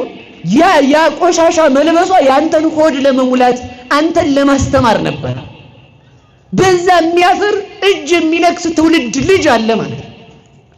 ይህች እናቴ ናት ብሎ እኮ አያሳይም፣ አይፖስታትም እኮ። ለምን ሲባል አይ እንደው ማዙካ ይላል። ማዙካ ነው የሚለው ሲነቃ ማለት ነው። ማዙካ ዝም ብለህ ዞር በይ። እኔ በጣም የሰማሁትን ልንገራችሁ። ልጁ ተመርቆ የምርቃን ዕለት እናቱን ጓዳ ዘግቷታል ብትበል ለእንዳትወጪ ቆይ ብሎ ማለት ነው። እንዲህ አይነት ትውልድ ከመፍጠር እግዚአብሔር ይሰውረን። ስለዚህ ያጎረሰን እጅ መንከስ ውለታ የዋሉልንን ያሳከሙንን ይኸውላችሁ በልጅነት ያከበረችንን ቤተክርስቲያንን መጣላት፣ የክርስቶስን ደም የሰጠችንን ቤተክርስቲያንን መጣላት፣ የፈቱንን ያቆረቡንን ለልጅነት ያበቁንን ካህናቱን መምህራኑን መሳደብ ያጎረሰን እጅ መንከስ ነው። እግዚአብሔር እንዳንነክስ ያደርገን። ወደ ነገር ይሄዳል። ወደ ነገር ብቻ ነው። እስኪ ውሻ በሉ እንጂ የውሾች አፍ ወዴት ነው አለ በሉ እንጂ። አሁን ይኸውላችሁ እኛ ውሾች ነን አይደል? የእግዚአብሔር ውሾች ነን። የእግዚአብሔር ውሻ ከሆን ከአረማውያን ጋር አንድ ሆነን ነው ቤተክርስቲያንን እየጎዳናት ያለ ነው ወይ? ተመልከቱ። አጥብቆ ቤተክርስቲያንን የሚገፋት ሰው እቤት ውስጥ ያለ ሰው ሁሉ እቤት ውስጥ ያለ መጥቶ አልቅሶ የተማረ መጥቶ አልቅሶ ዲፕሎማውን የያዘ እሷ አንተ ትልቅ ሰው ነህ ብላ ዕውቀት የሰጠችው ሰው ተመልሶ እጇን ይነክሳል። እግዚአብሔር ከእንዲህ አይነት ውሻነት ይሰውረን። አንድ አባት እንዲህ አለ። አባቱ አረጀ። ሲያረጅ እቤት በጣም ነዝናዛ ሆነ። ሚስቱን የልጁን ሚስት መደባደብ፣ ልጁን መማታት ያዘ። ሰው ሲያረጅ ጸባይ ነው የሚነሳው አይደል? እግዚአብሔር ሰው እጅ ላይ ከመውደቅ ይሰውረን። እሺ እውነቴን ነው። ሰው በፍጹም የማይታገስ ነው። በቃ እግዚአብሔር አለ እንጂ ከነቆሻሻችን የያዘን። እውነቴን ነው። እግዚአብሔር አለ እንጂ አምዱ አሁን እግዚአብሔር ጉዳችንን አውጥቶ እንደው እኔ ነው አንተ ሰውዬ እኔ ስታረግ አልዋልክም ቢለኝ ከቤት ራሱ አልወጣም። ከቤት ማለት ነው። ሁሉንም የሸፈነ አምላካችን ስሙ የተመሰገነ ይሁን። ስለዚህ ተመልከቱ፣ ሲያረጅ ጸባይ ሲነሳው እንግዲህ አባትክን የምታረግበት አለች የልጁ ሚስት። በቃ ተራራ ወስጄ ጅብ እንዲበላው ጥየው ልንጣ አለ። የት ወስጄ? እዛ ወስዶ ተራራ ላይ ሊጥለው ሲሄድ ትንሽ ልጁን አስከትሎ ነበረ። ተራራው ወጥቶ ጥሎት ሊመለስ ሲል አባዬ አለው። አቤት አለው። አባትክን እዚህ ተራራ ላይ ጅብ መጣልህ ነው አለው። አዎ አለው። እኔም አንተ ስታረጅ እዚሁ ጥዬ እሄዳለሁ አለው። ከዛ ይሄን ያዘና ያ ሰውዬ ምን አለ መሰላችሁ? አባቱን ትቶት ልፍ እንዳለ እንደዛ ሲለው ተመለሰና አባቱን አልቅሶ ይቅርታ ጠየቀው። ምን ነው ልጅ አለው። ጅብ እንዲበላ ነዝናዛ ስለሆንክ ጫካ መካከል አምጥቼ ጥዬ ነበረ። አሁን ግን እኔም ሳረጅ የሰራሁት እንደሚገጥመኝ ልጅ መክሮኛልና አንተን ወደ ቤት ወስጄ ጦርሃለሁ አለው። ምን ብሎ እንደመለሰለት ልንገራችሁ። እግዚአብሔር ይህን ያደርግ ዘንድ አይፈቅድልህም አለ። እስኪ በሉ እግዚአብሔር በሉ ይህን ታደርግ ዘንድ ለምን ሲለው ተመልከቱ። እኔ አባቴን እስካልጣልኩ ድረስ እኔን በአንተ እጅ እንደማይጥለኝ በአምላኬ አምን ነበረ አለ። ተመልከቱ። እናንተ ለእናት አባታችሁ በጎ ከሆናችሁ የምትወልዷቸው ልጆች ክፉ እንኳን ቢሆኑ እነሱን መክሮ እግዚአብሔር አስተካክሎ በቤቱ ያኖራቸዋል። ብቻ እናንተ ባላችሁበት ዘመን በጎ አድርጉ። እንድናደርግ እግዚአብሔር ይርዳል። ውሻ ማን ነው ሲባል አንድ ውሻ ብቻ ናዛል፣ ቅዱስ ጳውሎስ ነው። እስኪ በሉ ቅዱስ ጳውሎስ በሉ። ከሐዋርያት መካከል አንዱ እሱ ነው። ከሐዋርያት በኋላ ተጠርቶ የሐዋርያት ማዕረግ ያለው። ስለሱ አንድ ነገር ብቻ አንስቼ ነው የምጨርሰው። ይፈቀድልኛል ብዬ አስባለሁ አባታችን። ቅዱስ ጳውሎስና ቅዱስ ፊልሞና። ጳውሎስ ማለት ብርሃን፣ ፊልሞና ማለት ስውር ቦታ ማለት ነው። እስኪ በሉ ጳውሎስ ማለት በሉ ብርሃን፣ ፊልሞና ማለት ስውር ቦታ። በቅዱስ ጳውሎስ ብርሃን ያድርገን፣ በቅዱስ ፊልሞና ጸሎት እግዚአብሔር ከመከራ ይሰውረን። ይህን ካልኳችሁ አልተረጉሙም፣ ወደ ነገሩ ብቻ ልገባ ነው። እነዚህ ሁለቱ ሐዋርያት ተመልከቱ፣ የጌታቸውን ፍቅር እያሰቡ ጌታቸውን የተከተሉ ነበሩ። እስኪ በሉ የጌታን ፍቅር እያሰቡ በሉ። ማንን ተከተሉ? ቅድም አልዘረዘርኩላችሁ? እንደዚህ ያልሆነ አምላክ ታዲያ ሌላ ዘመን ተሰጥቶን ብናገለግለው ድንቅ ነው። ሳይመርጥ ለሞተልን አምላክ አንተ ትልቅ ነህ፣ አንተ ትንሽ ነህ ያላል አምላክ። አንተ ስጋዬን ብላ የከበርክ ነህ፣ አንተ የተዋረድክ ነህ፣ ስጋዬን አትብላ ያላል አምላክ። አንተ የነገሌ ዘመድ ነህ፣ አንተ የነገሌ ዘመድ አይደለም፣ በደሜን አትጠጣም ያላል አምላክ። አንተ ትንሽ ስለሆንክ የነገሌ ዘር ስለሆንክ ልጅነትን አትለብስም ሳይል ልጅነትን ሳይመርጥ ለሰጠን አምላክ፣ እሱ ሞቶ ሕይወትን ለሰጠን አምላክ ምንድነው ልንሆንለት የምንችለው? እሱን እያገለገልን ዘመናችን እንዲያልቅ መድኃኒዓለም ይርዳል። አርጎልን ነው፣ እውነቴን ነው፣ አርጎልን ነው። አንድ ዘመን ያለቀ ካለ ሰው ከእግዚአብሔር ጋር ይለቅልን፣ ሆኖልን ይለቅልን ከእግዚአብሔር ጋር። ስለዚህ ተመልከቱ፣ ከዚያ ተመልከቱ፣ እስመ አፍቀርዎ ለእግዚኦሙ፣ ጌታቸውን እንደወደዳቸው ጌታቸውን ወደዱት ይላል። እስኪ በሉ ጌታቸውን እንደወደዳቸው በሉ። ጌታቸውን ወደዱት። እስኪ በሞት ያፈርሰዋል። አንድ ጥያቄ ልጠይቃችሁ። ለቅዱስ ጳውሎስ ሌላ አምላክ አለ? ንገሩኝ እንጂ። ቅዱስ ጳውሎስን የወደደ ሐዋርያትን የወደደ ሌላ አምላክ አለ? እኛ የምንበላው ስጋ ለማን የተሰጠ ነው? በሉ ለሐዋርያት በሉ። ይገባናል? አይገባንም። እውነት አይገባንም ነበር፣ ግን ሰጠን። ለቅዱስ ጳውሎስ ብሎ የተሰደደ አምላክ የለም ለኛም። ለቅዱስ ጳውሎስ ብሎ መቃብር የወረደ አምላክ የለም ለኛም። ለቅዱስ ጳውሎስ ብሎ የተሰቀለ አምላክ የለም ለኛም ጭምር ነው እንጂ። ታዲያ እንደዚያ ከሆነ ቅዱስ ጳውሎስ በወደደበት ፍቅር እግዚአብሔርን ልንወደው ይገባል። እስኪ በሉ ቅዱስ ጳውሎስ በወደደበት በሉ። ማንን እንውደደው? ንገሩኝ። እንድንወደው ያድርገን። ከዚህ በኋላ ፊንቆን ወደሚባል ሀገር ቅዱስ ጳውሎስና ቅዱስ ፊልሞና ገቡ ሊያስተምሩ ሲገቡ ተመልከቱ። ሀገሩ ውስጥ በጣም እኮ ነው የሚገርማችሁ። የክርስቶስ ሐዋርያት በየሀገራቸው እንዳይገቡ ዓለም ተማምሎ የክርስቶስን ሐዋርያ ለመውገር ተዘጋጅቶ ይጠብቃቸዋል። ተማምሎ እኮ ነው። ጌታም ተናግሯል። እናንተን ሲገሉ ለኔ መስዋዕት የሚያቀርቡ ይመስላቸዋል አለ። ተመልከቱ። እንዲህ ያለ ቅዱስ ጳውሎስን ካልገደል እራት አንበላም አሉ እኮ። ተመልከቱ። አይሁድ ጳውሎስን ካልገረፍ ነው ጳውሎስን ካልገደል እራት አልበላም ብለው ተማማሉ ይላል። እኔ ግን ይሁን አደርገዋለሁ በእግዚአብሔር ብዬ እኖራለሁ። ስለዚህ ተመልከቱ። ዓለም ሐዋርያትን ካልገደለ ሐዋርያትን ካላሳደደ እህል ውሃ ነው። ዓለም አሁንም የክርስቶስን ልጆች ለማጥፋት እነሱን ካላጠፋን አይናችን እንቅልፍ፣ ለጆሮአችን ለአይናችን ሽፋሽፍት እንቅልፍ፣ ለምላሳችን እረፍት፣ ለሕሊናችን ሰላም አናገኝም። ክርስቲያንን ማጥፋት አለብን ብላ ትመክራለች። የቅዱስ ጳውሎስ አምላክ ግን አለን። የማን አምላክ አለን? በሞቴ ንገሩኝ። ይሄ ዛሬ የመጣ አይደለም እኮ። ይሄው ጳውሎስን ካልገደልነው አንበላም ማለኩ ነው። አይቻል ጳውሎስን ማጥፋት።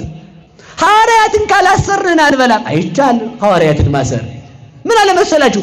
እኔ በመታሰሬም ቢሆን ወንጌልን እሰብካለሁ አለ ቅዱስ ጳውሎስ። ሲበሉ በመታሰሬም ቢሆን በሉ፣ በሕይወቴም ቢሆን፣ በሞቴም ቢሆን፣ በመኖሬም ቢሆን፣ በስራቴም ቢሆን ማን ይሰበካል?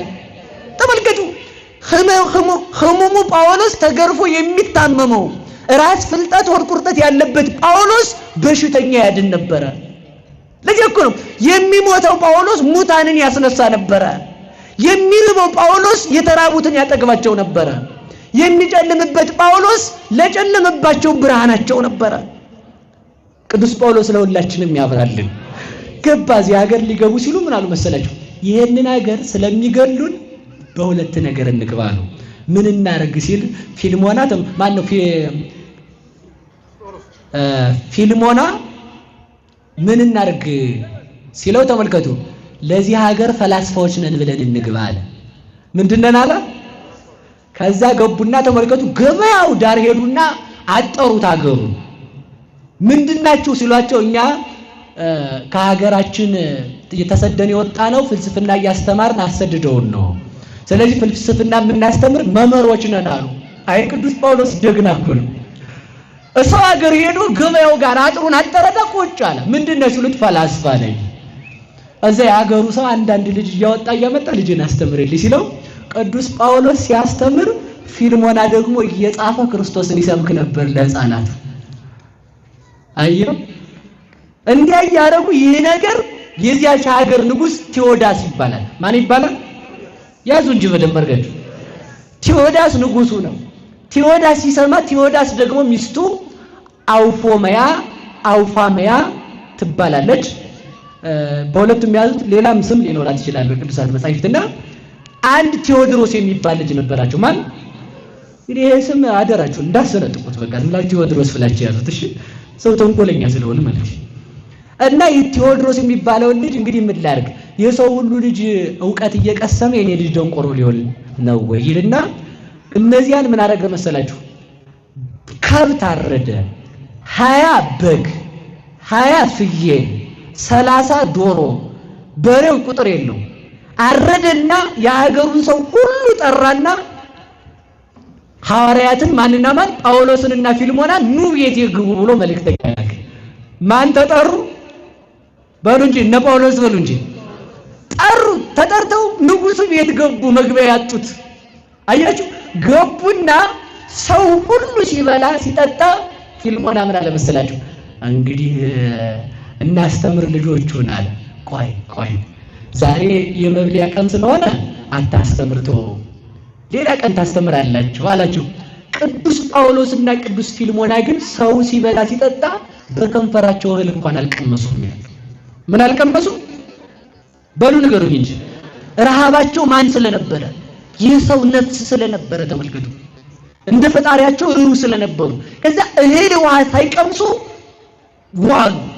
ከዛ በህዝቡ መካከል ተመልከቱ ቴዎድሮስን አምጥቶ ለነ ቅዱስ ጳውሎስ ልጅ ሆናችሁ እንግዲህ አልፈልገውም ብሎ አንድ አገልጋይ ጨምሮ ሰጣቸው። ከዛ ቦታ ሰጣቸው። እዛ ገበያ መካከል ያጠሩትን ቦታ ሄዶ አሳጠረና እዛ ተቀመጡና አስተምሩ፣ ማንም አይነካችሁም አላቸው። ታዲያ ቅዱስ ጳውሎስ ይሰብካል፣ ፊልሞና ደግሞ ይጽፋል። ማን ይሰብካል? ምኑን ነው የሚሰብክ? ሃይማኖቱን በሉ እንጂ። አየሁ ሃይማኖቱን ይሰብክ ጀመረ። ከዚያ ተመልከቱ እንግዲህ በሞት ያፈርሰዋል።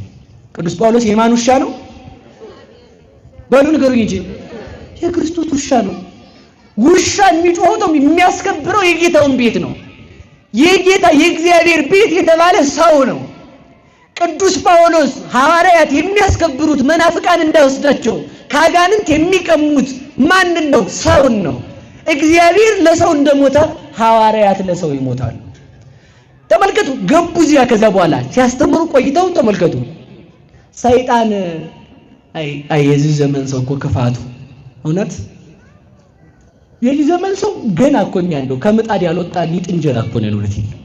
ዝም ብሎ ያለ መሰለ ዝም ብሎ እንጨቱ የጠፋበት እንጨት አያውቅም መሰለኝ ከተማ መብራት የጠፋበት እንጀራ ዝም ብሎ እዚያው ማለት ነው። አሁን ዙር ተፈተው ጎረቤቴ መከራ ሳይችል ባሌም እንዲህ ያለ ነዝናዛ እንደ ባለስልጣኑ አስገባሪዎቹም ይላል። ታዲያው ሰው ሰይጣን መጥቶ ቢያስገርፈህ ምን ልትለው ነው? እኔ እውነቴን ልንገራችሁ እየበቁ ሲሄዱ ተመልከቱ። ክርስቲያን እየበቃ ሲሄድ ፈተና እየቀረለት አይደለም የሚሄደው። ሰይጣን መጀመሪያ የሚፈትነን በራሳችን እስኪ በራሳችን በሉ። ቀጥሎ የሚፈትነን ራሳችንን ካሸነፍን በባል እስኪ በሉ በባል ባል ቤተሰብ ልጅ ሰላም ከሆነ በጎረቤት እስኪ በጎረቤት በሉ። ጎረቤት ሰላም ከሆነ በሀገር በሉ። ሀገር ሰላም ከሆነ ካሸነፍን ይሄን ሁሉ ሰይጣን ከዚያ በኋላ ሰይፉን መዞ ሰው መስሎ ነው ይመጣ። ሰው መስሎ ነው ያልኳቸው ያሉት። ሐዋርያት ገብተው ፊንቆልን ሊወስዱበት ሲሆን እነ ቅዱስ ጳውሎስ ሰይጣን እንዲህ አለ፣ ከዚህ በኋላ ፊንቆን በቃ ለክርስቶስ ልትሆን ነው፣ ቶሎ ብዬ ልሂድና ሐዋርያትን ላጥፋ አለ። ምን አለ መሰላችሁ? የሜዶን ንጉሥ ልጅ ነኝ ይልና ደብዳቤ ጽፎ አመላካቸዋል። ማኅተም ረግጦ ሰራዊት አስከትሎ የሜዶኑ የእንድርያኖስ ልጅ አርስጢስ እኔ ነኝ ይልና ሰራዊት አስከትሎ ቀኛዝማች ግራዝማች፣ እንግዲህ በዘመኑ ቋንቋ ያው እንደዛ እንደምታውቁት ነው። እሺ ተርጉሙት። ምናምን አዛዥ ብላችሁ ማለት ነው። እሺ እንዲያ ነው የሚባለው በዘመኑ ሲሆን እና እንዲያ አድርጎ ሄደና ንጉሱ ቤት ነው የገባው። ገባ ንጉስ። ከዛ ከበሮውን እያስጎሰመ ሴቶች እያጨበጨቡ ግን ሰው አይደለም። ማን ነው እሱ? በሉ ሰይጣን በሉ እንጂ ተከትሏቸው ሄደ። እዛ ሲሄድ ተመልከቱ። መጨረሻ ላይ ምን ሆነ መሰላችሁ? ንጉሱን ሄደና እኔ የሮሙ ንጉስ ልጅ ነኝ፣ ሀገራችንን አጥፍተው አባቴ አሰድዷቸው ወደዚህ ሀገር የመጡ ጳውሎስና ፊልሞና የሚባሉ ሁለት ሰዎች አሉ። እነሱን የንጉሱን ቃል የምታከብር ከሆነ እዚሁ በድንጋይ ወግረህ በእሳት አቃጥለህ ብትፈልግ ቆዳቸውን ገፈህ ባትፈልግ መቃብር አውርደህ ባትፈልግ ባህር ጥለህ ግደላቸው። ያለዚያ ግን እኔ የንጉሱ ልጅ ነኝና በገመድ አስረህ ስጠኝ እየጎተትኩ ወስዳቸዋለሁ። አየህ ሰይጣን ጉራ። ቆይ አሳያቸዋለሁ ወስዳቸዋለሁ አለው። ከዛ ምን አለ መሰላችሁ ንጉሱ?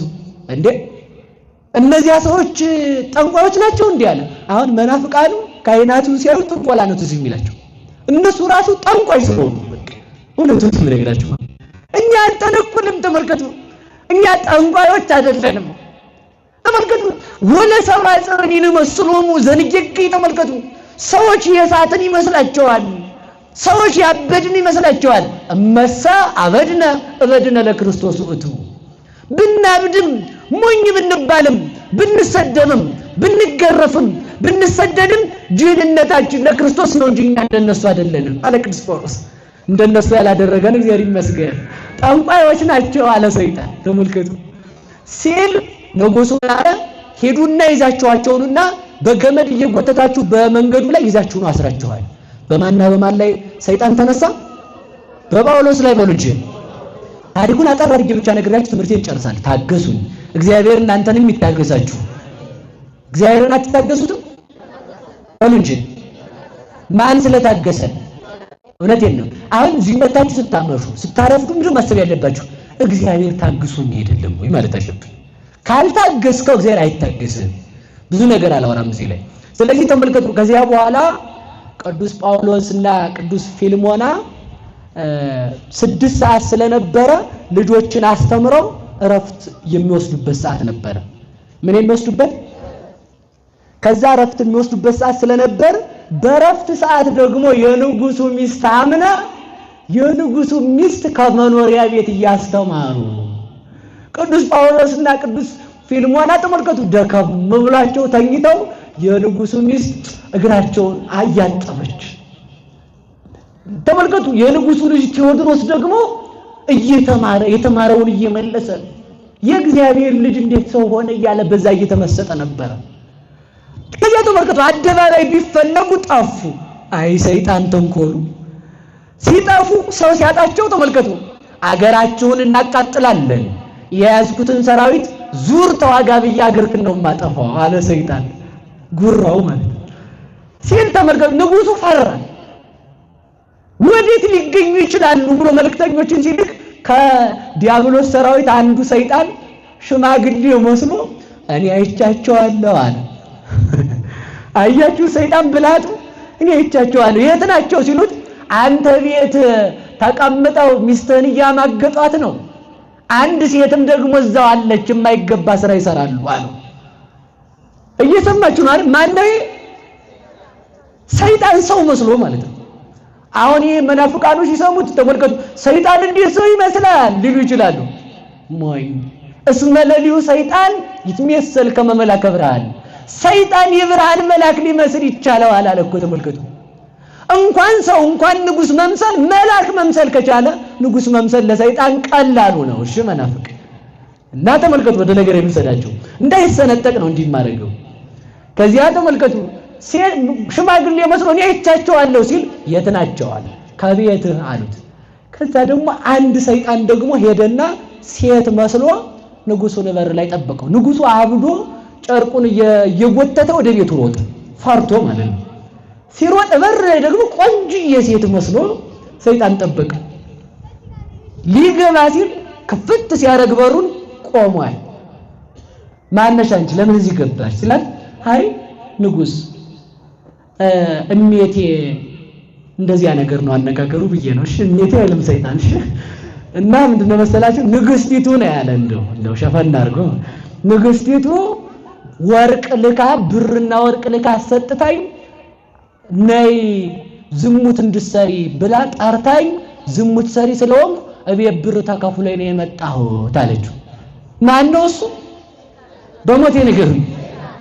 አየው ሚስትህን መጥቶ የሚያማልህ ሰው ላይሆን ይችላል። እሺ ባልሽን መጥቶ የሚያማልሽ ሰው ላይሆን ይችላል። አባቶቻችንን የሚያማልን ሰው ላይሆን ይችላል። እውነቴን ነው። ያው ሰይጣን ነው በቃ። ካልበቃ በሰው አድሮ ከበቃ ደግሞ እንደው ሰው አላምንም ካልክ መልአክ መስሎ ክንፉን እያማታ እኮ ሚካኤል ነኝ ሊል ይችላል ሰይጣን። በቃ ምን ጨነቀው? ከዚያ ተመልከቱ፣ እኔ ተከፍሎኝ ነው የመጣሁት ምን ላድርግ ንጉስ እንዳትገድለኛል። አይሞትም እኮ ውሸቱ። ይሞታል ሰይጣን። አንቺ ጋር ችግር የለም አሁን እነሱ አሉ አለ። አዎ ባለቤት የነ ቅዱስ ጳውሎስን እግር እያሸች ነው። እንደውም አሁን እኔ ስወጣ ባሌ ሳይመጣ ፈጥነሽ ሂጂ ብላኝ ነው ንጉስ ወይ ይቅርታ እንዳትገድለኝ አለ። ሰይጣን ማስመሰል ሲችልበት እንደ ዘመኑ እሺ ተወጣ ነው እንዲያ ነው እንግዲህ። እና ያስመስላል። ተመልከቱ፣ ያስመስልና መጨረሻ ላይ ካንቺ ጋር ጠብ የለኝም ሂጂ ሲለው ሾለክ ብሎ ሄደ። ሲገባ ሚስቱ የቅዱስ ጳውሎስንና የቅዱስ ፊልጶስን እግር እያጠበች፣ ልጁ ቴዎድሮስ የተማረውን ቀለም እየመለሰ እግዚአብሔርን እያሰበ አገኛቸው። በያዘው ሰይፍ ሚስቱን አንቺ ዘማዊ እኔን አስወጥተሽ ሴት እያመጣሽ ቤቴን አረከሽው ብሎ በሰይፍ ሊወጋት ሲል ታው። እነዚህ ያው እግዚአብሔር አገልጋዮች ናቸው እና አንተ በምታስበው ልክ አይደለም አለችው። ከዛ ሰውየው በሰይጣን ተናዶ ስለነበር ሰክሮ ስለነበር በንዴት ሚስቱን ወግቶ ገደላት። ማን ነው ወግቶ ገደለ? ሲነቃ ልጁ ቴዎዳ ደግሞ ዘወር ሲል ጎኑ ቁጭ ብሎ አገኘው። አንተስ ብትሆን አጥፍተው አይደል በቤቴ ሴት አምጥተው ዝሙት ሲሰራበት ለኔ ያልሆንክ ብሎ ልጁንም ገደለው። ከዚያ በኋላ ቅዱስ ጳውሎስና ፊልሞና ተመልከቱ ተኝተው ነበረ። ሲነቁ እናትና ልጅ ሞተዋል። ማን ሞተዋል? ነቁ። እናንተን አልገላችሁም ወስጄ ለሜዶኑ ንጉስ ልጅ ነው የምሰጣችሁ ብሎ በሩን ቆልፎት ሄደ። ይቆማል ሰይጣን ሐዋርያት ፊት? በሉ አምናችሁ ተናገሩ። ይሄንን ብቻ ነው የምናገረው። ጠብቁኝ፣ እግዚአብሔር ይጠብቃችሁ። ከዚያም በኋላ ምን አደረገ መሰላችሁ? ተመለሰና ተመልከቱ ቆልፎ ቤቱን ልጁንና ሚስቱን ገሎ ጨርቁን እየቀደደ አብዶ ሰውነቱን ፂሙን እየነጨ የራሱን ፀጉር እየነጨ እሪ ያለ ልብሱን አውልቆ ወደ ሜዶኑ ንጉስ ፊት አደባባይ ሄደ። ሲሄድ ተመልከቱ ተቀምጠው አገኛቸው። እነዚያን ከሃዲዎች ቤት ስላገኘኋቸው ሄዱና ግደሉልኝ፣ ከዚህ በኋላ እኔ በረሃ ገብቼ ላውሬራ ተሆናለሁ እንጂ በዚህ ሀገር አልኖርም ማለት። የሰይጣን አንዱ ክፋት በሰራነው ኃጢአት ተስፋ ማስቆረጥ ነው። ምንም አይነት ኃጢአት ስሩ እግዚአብሔር ይቅር የማይለው ኃጢአት የለም። እግዚአብሔር የማይተውልን ኃጢአት የለም። ብቻ እንምጣን። እግዚአብሔር እንዳንመለስ የንስሐ በርን እንዳይዘጋብን መድኃኒዓለም መልካም ፈቃዱ ይሁንልኝ። እንዳንመለስ የንስሐ በር ከተዘጋ መመለሻ የለንም። ስለዚህ ሰይጣን ኃጢአት ከሚሰራ ሰው ይልቅ ኃጢአቱን የሚናዘዝ ሰውን ይጠላዋል። ኃጢአት የሰራ ሰው በንስሐ ይመለሳል። ተስፋ የቆረጠ ሰው ግን የሰይጣን መጫወቻ ነው። ተስፋ እንዳንቆርጥ መድኃኒዓለም ይርዳን። አሜን በሉ። እግዚአብሔር ተስፋችንን ያለምልመው። በማን ተስፋ አንቆርጥም? በማን ተስፋ አንቆርጥም? ዝናብም አይኑር፣ በማን ተስፋ አንቆርጥም? ባለስልጣንም አይኑር፣ በማን ተስፋ አንቆርጥም? ዘመድም አይኑር፣ በማን ተስፋ አንቆርጥም? እንጀራም አይኑር፣ በማን ተስፋ አንቆርጥም? ፀሐይም አትውጣ፣ በማን ተስፋ አንቆርጥም? ከዋክብትም አያሸብሽቡ፣ በማን ተስፋ አንቆርጥም? እናትም ትሙት፣ በማን ተስፋ አንቆርጥም? ወንድምም ይሙት፣ በማን ተስፋ አንቆርጥም? አባትም ይሙት፣ በማን ተስፋ አንቆርጥም? ተስፋ በማይቆረጠው በእግዚአብሔር ተስፋ አትቆርጡ። በእግዚአብሔር ፍጹም ተስፋ ይቆረጥ። የዚህ ዘመን ሰው ዘክሮ እንቅፋት ከመታው እግዚአብሔርን ያማርረዋል። ቆርባችሁ ሰው ከሰደባችሁ እኔ ቆራቢ ነኝ ለምን ያሰድበኛል ያው የሚል ሰው አትክበስበሱ። እውነቴን በቃ ለእግዚአብሔር ተስፋ ይቆረጣል እንዴ? እንዳንቆርጥ እግዚአብሔር ይርዳን። ሄድ አደባባይ ላይ ቆመ ሂዱና ግደሏቸው ሲል አይ ሰይጣን እኔ እዚሁ ጠብቃቸዋለሁ ሄዳቸው አስራቸው አምጧቸው አለ። ሰራዊቱን ይዞ እዛ ተመልከቱ። ጌታ ለሐዋርያት ተገለጠና እዛው ቤት እንዳሉ አይዟችሁ እኔ እናንተን አልተዋችሁም። እናት ልጇን እንደማትረሳ እኔ እናንተን አልረሳችሁም። ይገርፏችኋል፣ ይሰቅሏችኋል፣ ይገድሏችኋል፣ 3 ቀን እሳት ያነዱባችኋል። እናንተን በድንጋይ ይወግሯችኋል፣ በጦር ይወጓችኋል። በዚያም ግን እንድታሸንፉ አብሬያችሁ ነኝ አላችሁ። እስኪ በሉ አብሬያችሁ ነኝ በሉ። እግዚአብሔር ከማን ጋር? በሞት የነገሩ ምንም ነገር ይድረስ ማን አለ አብሮ? እናንተ ታዲያ ምን ሆናችሁ ነው ገና ምላጭ ሳይሳብ የምትጮሁት? እግዚአብሔር እሳት ሳይነዳ ያጠፋል። ነዶ ነው በዚያ ውስጥ የሚያቆመው እኮ። እሳቱ ነዶ በዚያ ውስጥ አንተ ተመልከት። ሰብዎ ምንድነው? ይባርክዎ ኩሉ ግብረ እግዚእ ለእግዚአብሔር ይላሉ ሰለስቱ ደቂቅ። እግዚአብሔርን ፍጥረት ሁሉ ያመሰግኑታል፣ እሳት ያመሰግነዋል። ይኸውላችሁ እሳት ውስጥ መግባት የምስጋናን አያቋርጥ። እግዚአብሔር እሳትን በማጥፋት የሚደክም አምላክ ሳይሆን እሳት እንዳይበላ እሳትን ጠባቂ የሚያደርግ አምላክ ነው። እሳትን ማጥፋትማ እናንተም ውሃ ደፍታችሁ ትችላላችሁ። እግዚአብሔር ግን ይድነቃችሁ ብሎ እሳትን ዘበኛ ያደርጋል። አያረግም? የሰለስቱ ደቂቅ አጃቢ ማን ነው? በሉ እሳት በሉ። የዳንኤል ዘበኛ ውሻ ማን ነው? አንበሳ። ተመልከቱ፣ እግዚአብሔር ገዳያችንን ዘበኛ አድርጎት ቁጭ። ተመስገን እግዚአብሔር። ስለዚህ ተመልከቱ፣ ከዛ እንደዚያ ብሎ ጉራውን ሲነፋ ክርስቶስ ለሐዋርያት ተገልጦ ሐዋርያትን በዝግ ቤቱን ሳይከፍት አወጣቸው። ክብር ለቅዱሳን አምላክ ይሁን። ካወጣቸው በኋላ ተመልከቱ፣ ሰይጣን ሐዋርያት መውጣታቸውን ሲያይ ቆይ እኔም ልምጣና እዛው እንድገድላቸው ብሎ ንጉሱን ተከትሎ ወደ አይ ሰይጣን። እነሱ ደግሞ ሄደው አደባባይ ቁጭ ወደ ሞት ሄዱ። እስኪ በሉ ወደ ሞት ሄዱ በሉ። ክርስቲያን ናችሁ? ክርስቲያን ወደ ሞት የሚሄድ ነው። ከሞት የሚሸሽ ክርስቲያን የለም። ሰለስቱ ደቂቅን እሳት ከሚከቱ ሰዎች ወገን አትሁን፣ እሳት የሚከቱት ተበልተዋልና። ከሚገቡት ወገን ሁን። ከሚዘፍኑት ወገን አትሁን፣ ከሚዘምሩት ወገን ሁን። ከሚሰድቡት ወገን አትሁን፣ ከሚሰደቡት ወገን ሁን። ከሚገፉት ወገን አትሁን፣ ከሚገፉት ወገን ሁን። ከሚያስርቡት ወገን አትሁን፣ ከሚራቡት ወገን ሁን። እግዚአብሔር ከነዚህ እንድንሆን መድኃኒዓለም ይርዳን። ምክንያቱም ገፊዎች ቀናቸው ቢዘገይም ፍርዳቸው አይዘገይም። አሁን ተመልከቱ፣ ሲገቡ ሄደው አደባባይ ቁጭ ሲሉ ተመልከቱ።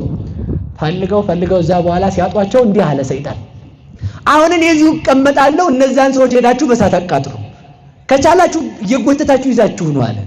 ቆይ እንደውም እናሰቃያቸዋለን ይሉና እግዚአብሔር ያሳያችሁ። የብረት አክሊል፣ የብረት ጣት፣ ይህን ሰውነታቸውን የሚሸፍን እንደ ኮት፣ እንደ ጃኬት፣ እንደ ሱሪ፣ እንደ ጫማ አድርገው ሰርተው ሐዋርያትን በሚስማር መቱባቸው ሰውነታቸው ላይ። በምን? በሞት የነገሩ እንጂ በሚስማር ከመቱባቸው በኋላ ተመልከቱ፣ እንደዚያ እንዳሉ ወስደው ብረት ላይ መተው እሳት መካከል አቁመው ህዝቡን ባዋጅ ቀስቅሰው ሁሉም ሰው እንጨት፣ ጋዝ፣ ቁልቋል ቅንጭብ እንደዛ የሚቀጣጠል ዛፍ እንዲያመጣ አድርገው ከምረው ላያቸው ላይ 3 ቀን አነደዱባቸው። ስንት ቀን ነደደበት ቅዱስ ጳውሎስ? በሞቴ ንገሩኝ። 3 ቀን ነደደበት ቅዱስ ጳውሎስ። ከዚያም በኋላ ተመልከቱ 3 ቀን ሲያነዱባቸው ሰንብተው ሰዓቱ ሲጠፋ ሰውነታቸውን ለማየት እስኪዋቸው እንግዲህ ይከፈትና እንደ በሞት ያፈርሰውን አሁን እንኳን 3 ቀን 1 ሰዓት ቢያነዱብን ምንድነው የምንሆነው? ሰው ደግሞ በጣም ይነዳል። ታውቃላችሁ፣ የሰው ስጋ ይቃጠላል በጣም። ይሄ ነው እሺ። የሰው ስጋ ጧፍ በሉት ከተያዘ በኋላ መንደዱ። በ3ኛው ቀን ያ የብረቱ ካስድ ሲገለጥ የነ ቅዱስ ጳውሎስን ቆዳ ይዞት ተነሳ። ቅዱስ ጳውሎስና ፊልሞና ግን አልሞቱም ነበር። ቆዳቸውን ይዞት ሲነሳ ተመልከቱ። አሁንም እሳት እንደልባቸው ብለው ደማቸው ወደ መሬት ሲወርድ የዚያን ጊዜ እግዚአብሔር ደመናን አዞ በደመና እሳቱን አጠፋ። ደመና መጥቶ ሲጋርዳቸው ክርስቶስ መጥቶ ከህመማቸው ፈወሳቸው። ክብር ለቅዱሳን አምላክ ይሁንልን። ውሻዎቹን የሚጠብቅ በተአምራት ስለሱ ብለው የሚመሰክሩትን የውሻ መኖሪያው አፉ ነው። የሐዋርያት መኖሪያቸው አፋቸው ነው። ሴት ሞቷ ባፏ ነው። የሐዋርያት ሞት ባፍ ነው ይላል ሊቃውንት። ተመልከቱ። ባስተማሩበት እንዲዛ ተደረጉ፣ ግን ምንም አልሆኑ። ከዚያም በኋላ በጦር እንውጋቸው ተባባሉ። እስኪ በድንጋይ እንውጋራቸው ነው እንጂ እስኪ በሉ። ድንጋዩን ሲወረውሩት ቅዱስ ጳውሎስን ሳያገኝ መሬት። እነዚህ ምታተኞች ማለት ያዘሰው ተመልከቱ። ስም መስጠት ጠንቋዮች ናቸው አለ። ጦር ሲወረውሩ ጦሩ እየተመለሰ መሬት ሳይነካቸው። ከዚያ በኋላ አንድ ድሜጥሮስ የሚባል አንጠረኛ መጡ። ማን የሚባል? ቅዱስ ድሜጥሮስ ደገኛውን አይደለም፣ ሌላ ጠንቋይ ነው። እሺ ሲያመጡት እንዲህ ያረግናቸው አልሞቱም ሲሉት፣ አይ እነዚህ ሰዎች የእግዚአብሔር ኃይል አለባቸው አልነካም አለ። ሲላቸው ደግሞ አንድ እለእስክንድሮስ አይደል ይላል ቅዱስ ጳውሎስ። እለእስክንድሮስ ያደረገኝ ነገር ይላል አይደል? አይታችሁት ወንጌል። እለእስክንድሮስ የሚባል ባለስልጣን መጣ ሐዋርያትን ለማጥፋት። ከዛ እሱ ደግሞ አውርዱና ከተሰቀሉበት ቦታ ላይ አለ ወታደሮቹን ይዞ መጥቶ እኔ መሬት በሰይፍ ኦጋና ገላቸዋለሁ ብሎ ሰራተኞቹ ሄደው የቅዱስ ጳውሎስንና የቅዱስ ፊልሞናን እግር ሊያወርዱ ያዝ ሲያረጉ እጃቸው ተጣብቆ ቅርት። እየሰማችሁ ነው? ማን ያንሳው? ተመልከቱ። ከእንዴት አድርጎ ከብረቱ ይላቀቅ እጃቸው። እናንተ እውነትም መሰሪያን ናችሁ እንዴ አላቸው። እኛስ መሰሪያን አይደለንም፣ በሕያው እግዚአብሔር አምላክ የምናምን ሐዋርያት ነን እንጂ የክርስቶስ ባሮቹ ነን። አሁን ሰራዊቴን እንዴት አድርጌ ላስለቅቅ? በእግዚአብሔር እመን ይለቅልሃል እጃቸው አሉት። በማን እመን? አብላኝ እኮ ሹመኝ እኮ አይደለም ጥያቄያቸው። እመን በእግዚአብሔር። አያችሁት? የእግዚአብሔር ዘእግዚአብሔር ፈኖ ቃል እግዚአብሔር ይነግር። እግዚአብሔር የላከው እግዚአብሔርን ይገልጣል። ዘር የሾመው ሰው ዘር ነው የሚሰብከው። እሺ ምናምን ፖለ ምናምን የሾመው እንትን ፖለ ምናምን ነው የሚሰብከው። ፖለ ነው ያልኩት አደራችሁን በሞት ሆድ የሾመው ሆድ ነው የሚሰብከው። እንብላው በጅብ ቆዳ የተለጎመ ከበሮ ግጉ ሲያረጉት እንብላው ይላል አሉ ነው።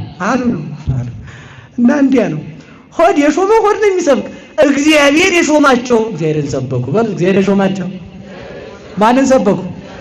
በቃ አሁን ነገር ልጨርሰው ነው። ከዚያ በኋላ እንግዲያውስ አለ እዛ ጋር የደነፋ ነው ሰይጣን ንጉሱ ቤት ተቀምጦ እነዚህን ሰዎች ውሰዱና እዛ እነ ጳውሎስ ጋር ውሰዱና እዛ አስቀምጡ ሬሳቸውን አለ። ለምን መስሏችሁ ነው ሰይጣን እንደዛ ያለው? ቅዱስ ማን ነው? እለእስክንድሮስ የሚባለው ባለስልጣን ተቆጥቶ ጳውሎስንና ፊልሞናን እንዲገል የቅድስት አውፎሚያን እና የቴዎድሮስን አጽም ባልጋ ተሸክመው ጳውሎስ ቤት ወሰዱት። ከዛ ነው መልከቱ በአምላኬ ታምናለህ አለው ለእስክንድሮስን። ሰራዊቴን ታስለቀቅልኝ እጃቸውን አምናለሁ አለው። ከዛ በኋላ ያን ሲናገር ቴዎድሮስ አፈፍ ብሎ ተነሳ። የንጉሱ ሚስት አፈፍ ብላ ተነሳች። እነዚያ የቅዱስ ጳውሎስን እግር ከችንካሩ ወርደው ለመግደል ወደ ችንካሩ የተጠጉ እጆች ለቀቁና ቆሙ። ከዚያም በኋላ እንደ በአምላኬ አምናለሁ አሉ። ከዚያም በኋላ ተመልከቱ ሰይጣን ይህን ሲሰማ ከተማ ውስጥ እያውደለደለ እንዲህ አለ እነዛን ሰዎች አስራችሁ ካላመጣችሁ ጦርነት ልጀምር ነው አለ። አይ ሰይጣን እዛ እንደዛ ሲል እንደው እንዴት ሆኖ ይሆን እያለ ጠጋ እያለ ሲያይ ቅዱስ ፊልጶስ ማነው ፊልሞና ካባውን የለበሰው ልብስ አንስቶ ከሰይጣን ትከሻ ላይ ወረወረው። ንጉስ ነኝ ብሎ ተቀመጠው ጋር የዚያን ጊዜ ተመልከቱ፣ ያ መልከኛ የንጉስ ልጅ መስሎ ቀኛዝማች ግራዝማች የያዘው ሰይጣን መልኩ ተለውጦ ኃይሉ ደክሞ የዚያን ጊዜ ተመልከቱ። ከዚያም በኋላ ተመልከቱ ቅዱስ ጳውሎስ ሄደና ያዘው። ያን ሰይጣን ከነሰራዊቱ ሰብስበው በሕዝቡ መካከል አስገቡት። ከዛ አንድ ነገር ቀረ። በአምላኬ ታምናላችሁ አታምኑም አላቸው ሰዎቹ። እናምናለን። እስኪ በሉ እናምናለን በሉ። እኛማ እናምናለን ሲሉት እንግዲያውስ እንደዚያ ከሆነ አላቸው በከተማው ውስጥ በሬ አንድ ነገር ረስቼ አርጤምስ የምትመለካለች አርጤምስ የምትባለው ጣዖት ማለት አርጤምስ ያችን አርጤምስ ትልቅ ሐውልት ናት። እሷን የሚያጥኑትን የጣዖቱን አገልጋይ ቄሶች አምጡ ያለዛ እንላቀቅም ማለት ቅዱስ ጳውሎስ። ከዛ እንደዛ ሲላቸው ሰብስበው ይዘውላቸው መጡ። ሲመጡ ተመልከቱ ሆዳቸው ሊቀርባቸው ሆኖ የጣዖታቱ ካይናት እነዚህማ ያ ሁለቱ ስባት ሰው የሆነ አምላክን ሰው የሆነውን ሰው የሚሰብኩ አይደሉ እንዴ? በእነዚህ አናምንም አሉ ሲሉ ቅዱስ ጳውሎስ ከዚያም በኋላ ሲጸልይ ከሰማይ ደመና ወርዶ አይናቸውን አወረው። አይናቸው ሲታወር እንዲህ አለው፣ እሺ እናንተ አምላክ አርጤምስ አምላክ ናት አላቸው። አዎ እሺ አምላክ ከሆነች ነይ በሏት አለ። ምን በሏት? ነይ በሏት አላቸው። የከተማው ሰው ሁሉ ተሰብስቧል። የአገሩ ሰው ለምን እነ ጳውሎስ ሊገደሉ ማለት እዛ ነይ በሏት ሲላቸው አትመጣም፣ እሷማ አትመጣም፣ ድሮውንስ ድንጋይ ይመጣል አላቸው። ድንጋይ ይመጣል ወይ? እንዴት ነው የሚመጣው? እናንተ ባታመጡት እኔ አመጣታለሁ። ወይ ቅዱስ ጳውሎስ በሉ እስኪ እናንተ ባታመጧት በሉ ማን ያመጣታል አላቸው።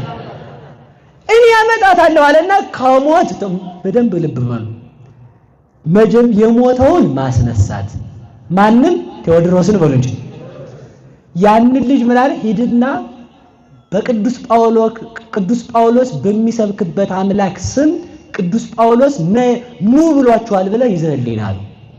ሄዶ ተመልከቱ እናንተ ጣዖታት አላቸው። አቤት አሉ። ቅዱስ ጳውሎስ በሚሰብክበት አምላክ ኑ ብሏቸዋልና ኑ አላቸው። አንተናን ቴዎድሮስን ተከተለው ድንጋዩ ከዙፋን ወርዶ እየተንጓለለ ጳውሎስ ፊት ሄደ። ወይ መታደል! ሰው ሁለት ነገር አደነቀ። አንደኛ የሞተውን ማስነሳት፣ እሳት 3 ቀን እንዲደንባቸው አለመሞት፣ ጦር ሲወረውልባቸው አለመግደል። እሳት አያቃጥላቸውም፣ ረሃብ አይገድላቸውም። የሞተውን ማስነሳት። በዚያውስ ላይ አርጤምስ ምን አይነት ደካማ አምላክ ነው! ሕፃን ልጅ እየጠራ ይዞት የሚመጣ በቅዱስ ጳውሎስ አምላክ አምነናል አሉ። ተመልከቱ የቅዱስ ጳውሎስ አምላክ ስሙ የተመሰገነ ይሁን። የቅዱስ ጳውሎስ አፉ ወዴት ነው? ወደ ከሃዲያን ነው። ተመልከቱ ከዚያም በኋላ እንዲህ አለ ረገጸ ምድረ ይላል። መሬቱን ሲረግጠው ተመልከቱ እዚያ የንጉስ ልጅ ነኝ ብሎ ሰው መስሎ የሚያጭበረብረውን ጋኔን ከነሰራዊቱ መሬት ተከፍቶ እንዲወጣው አደረገው። ከዚያ ተመልከቱ መሬቱን ረገጠና ውሃ ፈለቀና ተመልከቱ እዛ የተሰበሰበውን የሀገሩን ሰው በሙሉ አጠመቀው። ከዚያም በኋላ ቤተክርስቲያን ሰራላቸው። የቅዱስ ጳውሎስ አፍ ወዴት ነው? ወደ ጠላቱ በሉ እንጂ እናንተ ውሻ ናችሁ ምንድን ናችሁ? የማን ውሻ? እኔ እመቤቴ እውነት የለው ምን አለ ውሻ በሆን እመቤታችንን በወርቅ ጫማ ብታጠጣ ነው እውነት ይልኩ አጊተነው በሷ ጫማ ለመጠጣት እንዴት የታደለ ውሻ ነው። ማንም ከፈለኒዮም በዛት ይላት ከመኡሩስ ቤተልሔም ምን ነው ማን እድል በሰጠኝ ቤተልሔም ሄጄ ጫማ እንኳን በተሸከምኩ ምን አለ ያቺ ተሸክማት ሄደችውን አህያ እንኳን በሆንኩ እውነት ይልኩ ምን አለ ተመልከቱ ያቺ የመድኃኒት እናት ሰማዩን ምድር ስታረገው ቤተልሔም ከብት እንኳን ሆኜ ትንፋሽ በገበርኩ አለ። ተመልከቱ ስለዚህ ተመልከቱ ብፁዕ ነኝ ግን ይሄን ሁሉ አላገኘው የሚልና ብፁዕ ነኝ ለምን በልጅሽ ስላመንኩ ይላል። ተመልከቱ በማን ስላመን ብፁዓነት። ስለዚህ ውሻ ለክርስቶስ ውሻ እንድንሆን መድኃኒዓለም ይርዳን። ታማኝ ውሻ እንድንሆን እግዚአብሔር ይርዳን። የክርስቶስን መዓዛ መለየት፣ መምህራንን መለየት፣ የምታሸቱት የማን ትምህርት መሆኑን መለየት፣ ለማን ቤት መጮህ እንዳለባችሁ ማወቅ፣ ወገናችሁን አለመብላት። ውሻ መሆን ያ ነው። እሺ እንደ ውሻዬ እብድ ውሻ ነው ባለቤት የማይለኝ እንደ በሞት አንድ ነገር ልንገራችሁ። ውሻን ከቤት አያስገቡትም በሉ እንጂ ለምን? በዚያ በጅል ምላሱ የሆነ ያልሆነውን ስለሚልስ። መናፍቃን ውሻ ናቸው። ውሻ ቤት አይገባም። ለምን? የሆነ ያልሆነውን እንዳይልስ። ቅዱሳንን በተሳደቡበት በዚያ በልክስክስ ምላሳቸው መንግስተ ሰማያት አይገቡም። ታዲያ ደግሞ ቤቱን መጠበቁን አይተው ታዲያ ክርስቶስ አምላክ ነው እያሉ ደግሞ ይሰብካሉ። ደግ ውሻ ያድርገን መድኃኒዓለም። ሰው የማይጠቅመውን ውሻ የማይጠቅመውን ቤት ይጠብቃል። ተመልከቱ። እኛ ግን የሚጠብቀንን ቤቱን እንድንጠብቅ እግዚአብሔር ይርዳን። ወንድማችንን እንድንጠብቅ እግዚአብሔር ይርዳን። ሁላችሁም እጃችሁን አውጡ። ቀልድ የለም አሁን ከዚህ በኋላ ማለት ነው። የማን ውሻ ነን? የማን ውሻ ነን? የማን ውሻ ነን? እኛ ይኸውላችሁ የዲዮቅልጥያኖስ ውሻም አይደለም፣ የትራጃን ውሻም አይደለም፣ የናቡከደነጾርም አይደለም፣ የንግስት አውዶክሳም አይደለም። እኛ ተመልከቱ የምድራውያን ነገስታት ውሻዎች አይደለንም፣ የክርስቶስ ውሻዎች ነን እንጂ። የውሻ አፉ ወደ ባለቤቱ ጠላት እንደሆነ የኛ አንደበታችን የእግዚአብሔር ጠላት በሚሆነው ራሱን በጠላው በሰይጣን ላይ ብቻ ነው። ስለዚህ ሰይጣን የሚያመጣውን ክህደት ሁሉ ለይተን አውቀን ወገኖቻችንን ልንጠብቅ መድኃኒዓለም ይርዳን። መድኃኒዓለም ይርዳን። መድኃኒዓለም ይርዳን። እጃችሁን አውጡ። ከዛሬ ጀምሮ ወንድሜን እጠብቃለሁ በሉ እንጂ በደንብ። እህቴን እጠብቃለሁ፣ ሀገሬን እጠብቃለሁ፣ ቤተ ክርስቲያኔን እጠብቃለሁ፣ ሰውን አልጠላም በሉ እንጂ በሉ። ማንን አጠሉ? ስለዚህ ካልጠላን ምን ማለት አለብን? የሚለው ውሻ ወደ ጠላቱ ነው አይደል? ነው አይደል? ወንድም ላይ ምጮህ ሆነ ምን አለ ምጮህ ታረቅ ማለት ነው። በሉ እጃችሁን አውጡ። በእንዲህ ያነቀልድ የለ እውነት የለም። እንደው ስለተቆጣዋችሁ እግዚአብሔር ይቅር ይበለኝ። እሺ እኔ ልጃችሁ ነኝ። እንደው መቆጣት አይገባኝም። ግን ውሻ መሆን ትፈልጋላችሁ? በሰው መጮህ አቁሙ። እሺ በሉ እንጂ ቁሙ። ቆሙ ዝም ብላችሁ። እናቶቻችን ቁጭ በሉ፣ ትልልቆቹ ቁጭ በሉ፣ ወጣቶቹ ቆሙ። ወንድሜ በሉ በድያለሁ ማረኝ፣ ውሻ አይደለሁም፣ ባንተ ላይ አልጮህም። ስለዚህ ይቅር ብላችኋል አላላችሁ? ስለዚህ የተጣላነውን ሰው ታዲያ ደግሞ ቤቱን መጠበቁን አይተው ታዲያ ክርስቶስ አምላክ ነው እያሉ ደግሞ ይሰብካሉ። ደግ ውሻ ያድርገን መድኃኒዓለም። ሰው የማይጠቅመውን ውሻ የማይጠቅመውን ቤት ይጠብቃል። ተመልከቱ። እኛ ግን የሚጠብቀንን ቤቱን እንድንጠብቅ እግዚአብሔር ይርዳን። ወንድማችንን እንድንጠብቅ እግዚአብሔር ይርዳን። ሁላችሁም እጃችሁን አውጡ። ቀልድ የለም አሁን ከዚህ በኋላ ማለት ነው። የማን ውሻ ነን? የማን ውሻ ነን? የማን ውሻ ነን? እኛ ይኸውላችሁ የዲዮቅልጥያኖስ ውሻም አይደለም፣ የትራጃን ውሻም አይደለም፣ የናቡከደነጾርም አይደለም፣ የንግስት አውዶክሳም አይደለም። እኛ ተመልከቱ የምድራውያን ነገስታት ውሻዎች አይደለንም፣ የክርስቶስ ውሻዎች ነን እንጂ። የውሻ አፉ ወደ ባለቤቱ ጠላት እንደሆነ የኛ አንደበታችን የእግዚአብሔር ጠላት በሚሆነው ራሱን በጠላው በሰይጣን ላይ ብቻ ነው። ስለዚህ ሰይጣን የሚያመጣውን ክህደት ሁሉ ለይተን አውቀን ወገኖቻችንን ልንጠብቅ መድኃኒዓለም ይርዳን። መድኃኒዓለም ይርዳን። መድኃኒዓለም ይርዳን። እጃችሁን አውጡ። ከዛሬ ጀምሮ ወንድሜን እጠብቃለሁ በሉ እንጂ በደንብ። እህቴን እጠብቃለሁ፣ ሀገሬን እጠብቃለሁ፣ ቤተ ክርስቲያኔን እጠብቃለሁ፣ ሰውን አልጠላም በሉ እንጂ በሉ። ማንን አጠሉ? ስለዚህ ካልጠላን ምን ማለት አለብን? የሚለው ውሻ ወደ ጠላቱ ነው አይደል? ነው አይደል? ወንድም ላይ ምጮህ ሆነ ምን አለ ምጮህ ታረቅ ማለት ነው። በሉ እጃችሁን አውጡ። በእንዲህ ያነቀልድ የለ እውነት የለም። እንደው ስለተቆጣኋችሁ እግዚአብሔር ይቅር ይበለኝ። እሺ እኔ ልጃችሁ ነኝ። እንደው መቆጣት አይገባኝም። ግን ውሻ መሆን ትፈልጋላችሁ? በሰው መጮህ አቁሟ። እሺ በሉ እንጂ ቁሙ ዝም ብላችሁ። እናቶቻችን ቁጭ በሉ፣ ትልልቆቹ ቁጭ በሉ፣ ወጣቶቹ ቁሙ። ወንድሜ በሉ በድያለሁ ማረኝ፣ ውሻ አይደለሁም፣ ባንተ ላይ አልጮህም። ስለዚህ ይቅር ብላችኋል አላላችሁ? ስለዚህ የተጣላነውን ሰው ይቅር ብለናል። አሁን እንግዲህ የተጣራችሁ ቂም የያዛችሁበትን ሰው ጠዋት ብታገኙት ደህና አደርክ በቃ። ውሻ በማያውቀው ሰው ይጮሃል። በማታውቁ ሰው የምትጮሁት እናንተ ሰውን ኳልኩሌት አድርጋችሁ የሰውን ኃጢአት አታውቁም። ምን አገባችሁ በሰው ኃጢአት አይደል? ምናልባት የሚጮህ ውሻ ካያችሁ ያ መጮህ ልማዱ ነው እንዲህ አይነት ውሻ እና እግዚአብሔር እሺ በላችሁ ታርቃችኋል አይደል? የታረቃችሁ እልል ብላችሁ እግዚአብሔርን አመስግኑ። ወስብሐት ለእግዚአብሔር ወለወላዲቱ ድንግል ወለመስቀሉ ክቡር። ይቆየን። እስከዚህ ሰዓት ስላቆየኋችሁ መርሐ ግብር መሪውንም እናንተንም በእግዚአብሔር ስም ይቅር በሉኝ።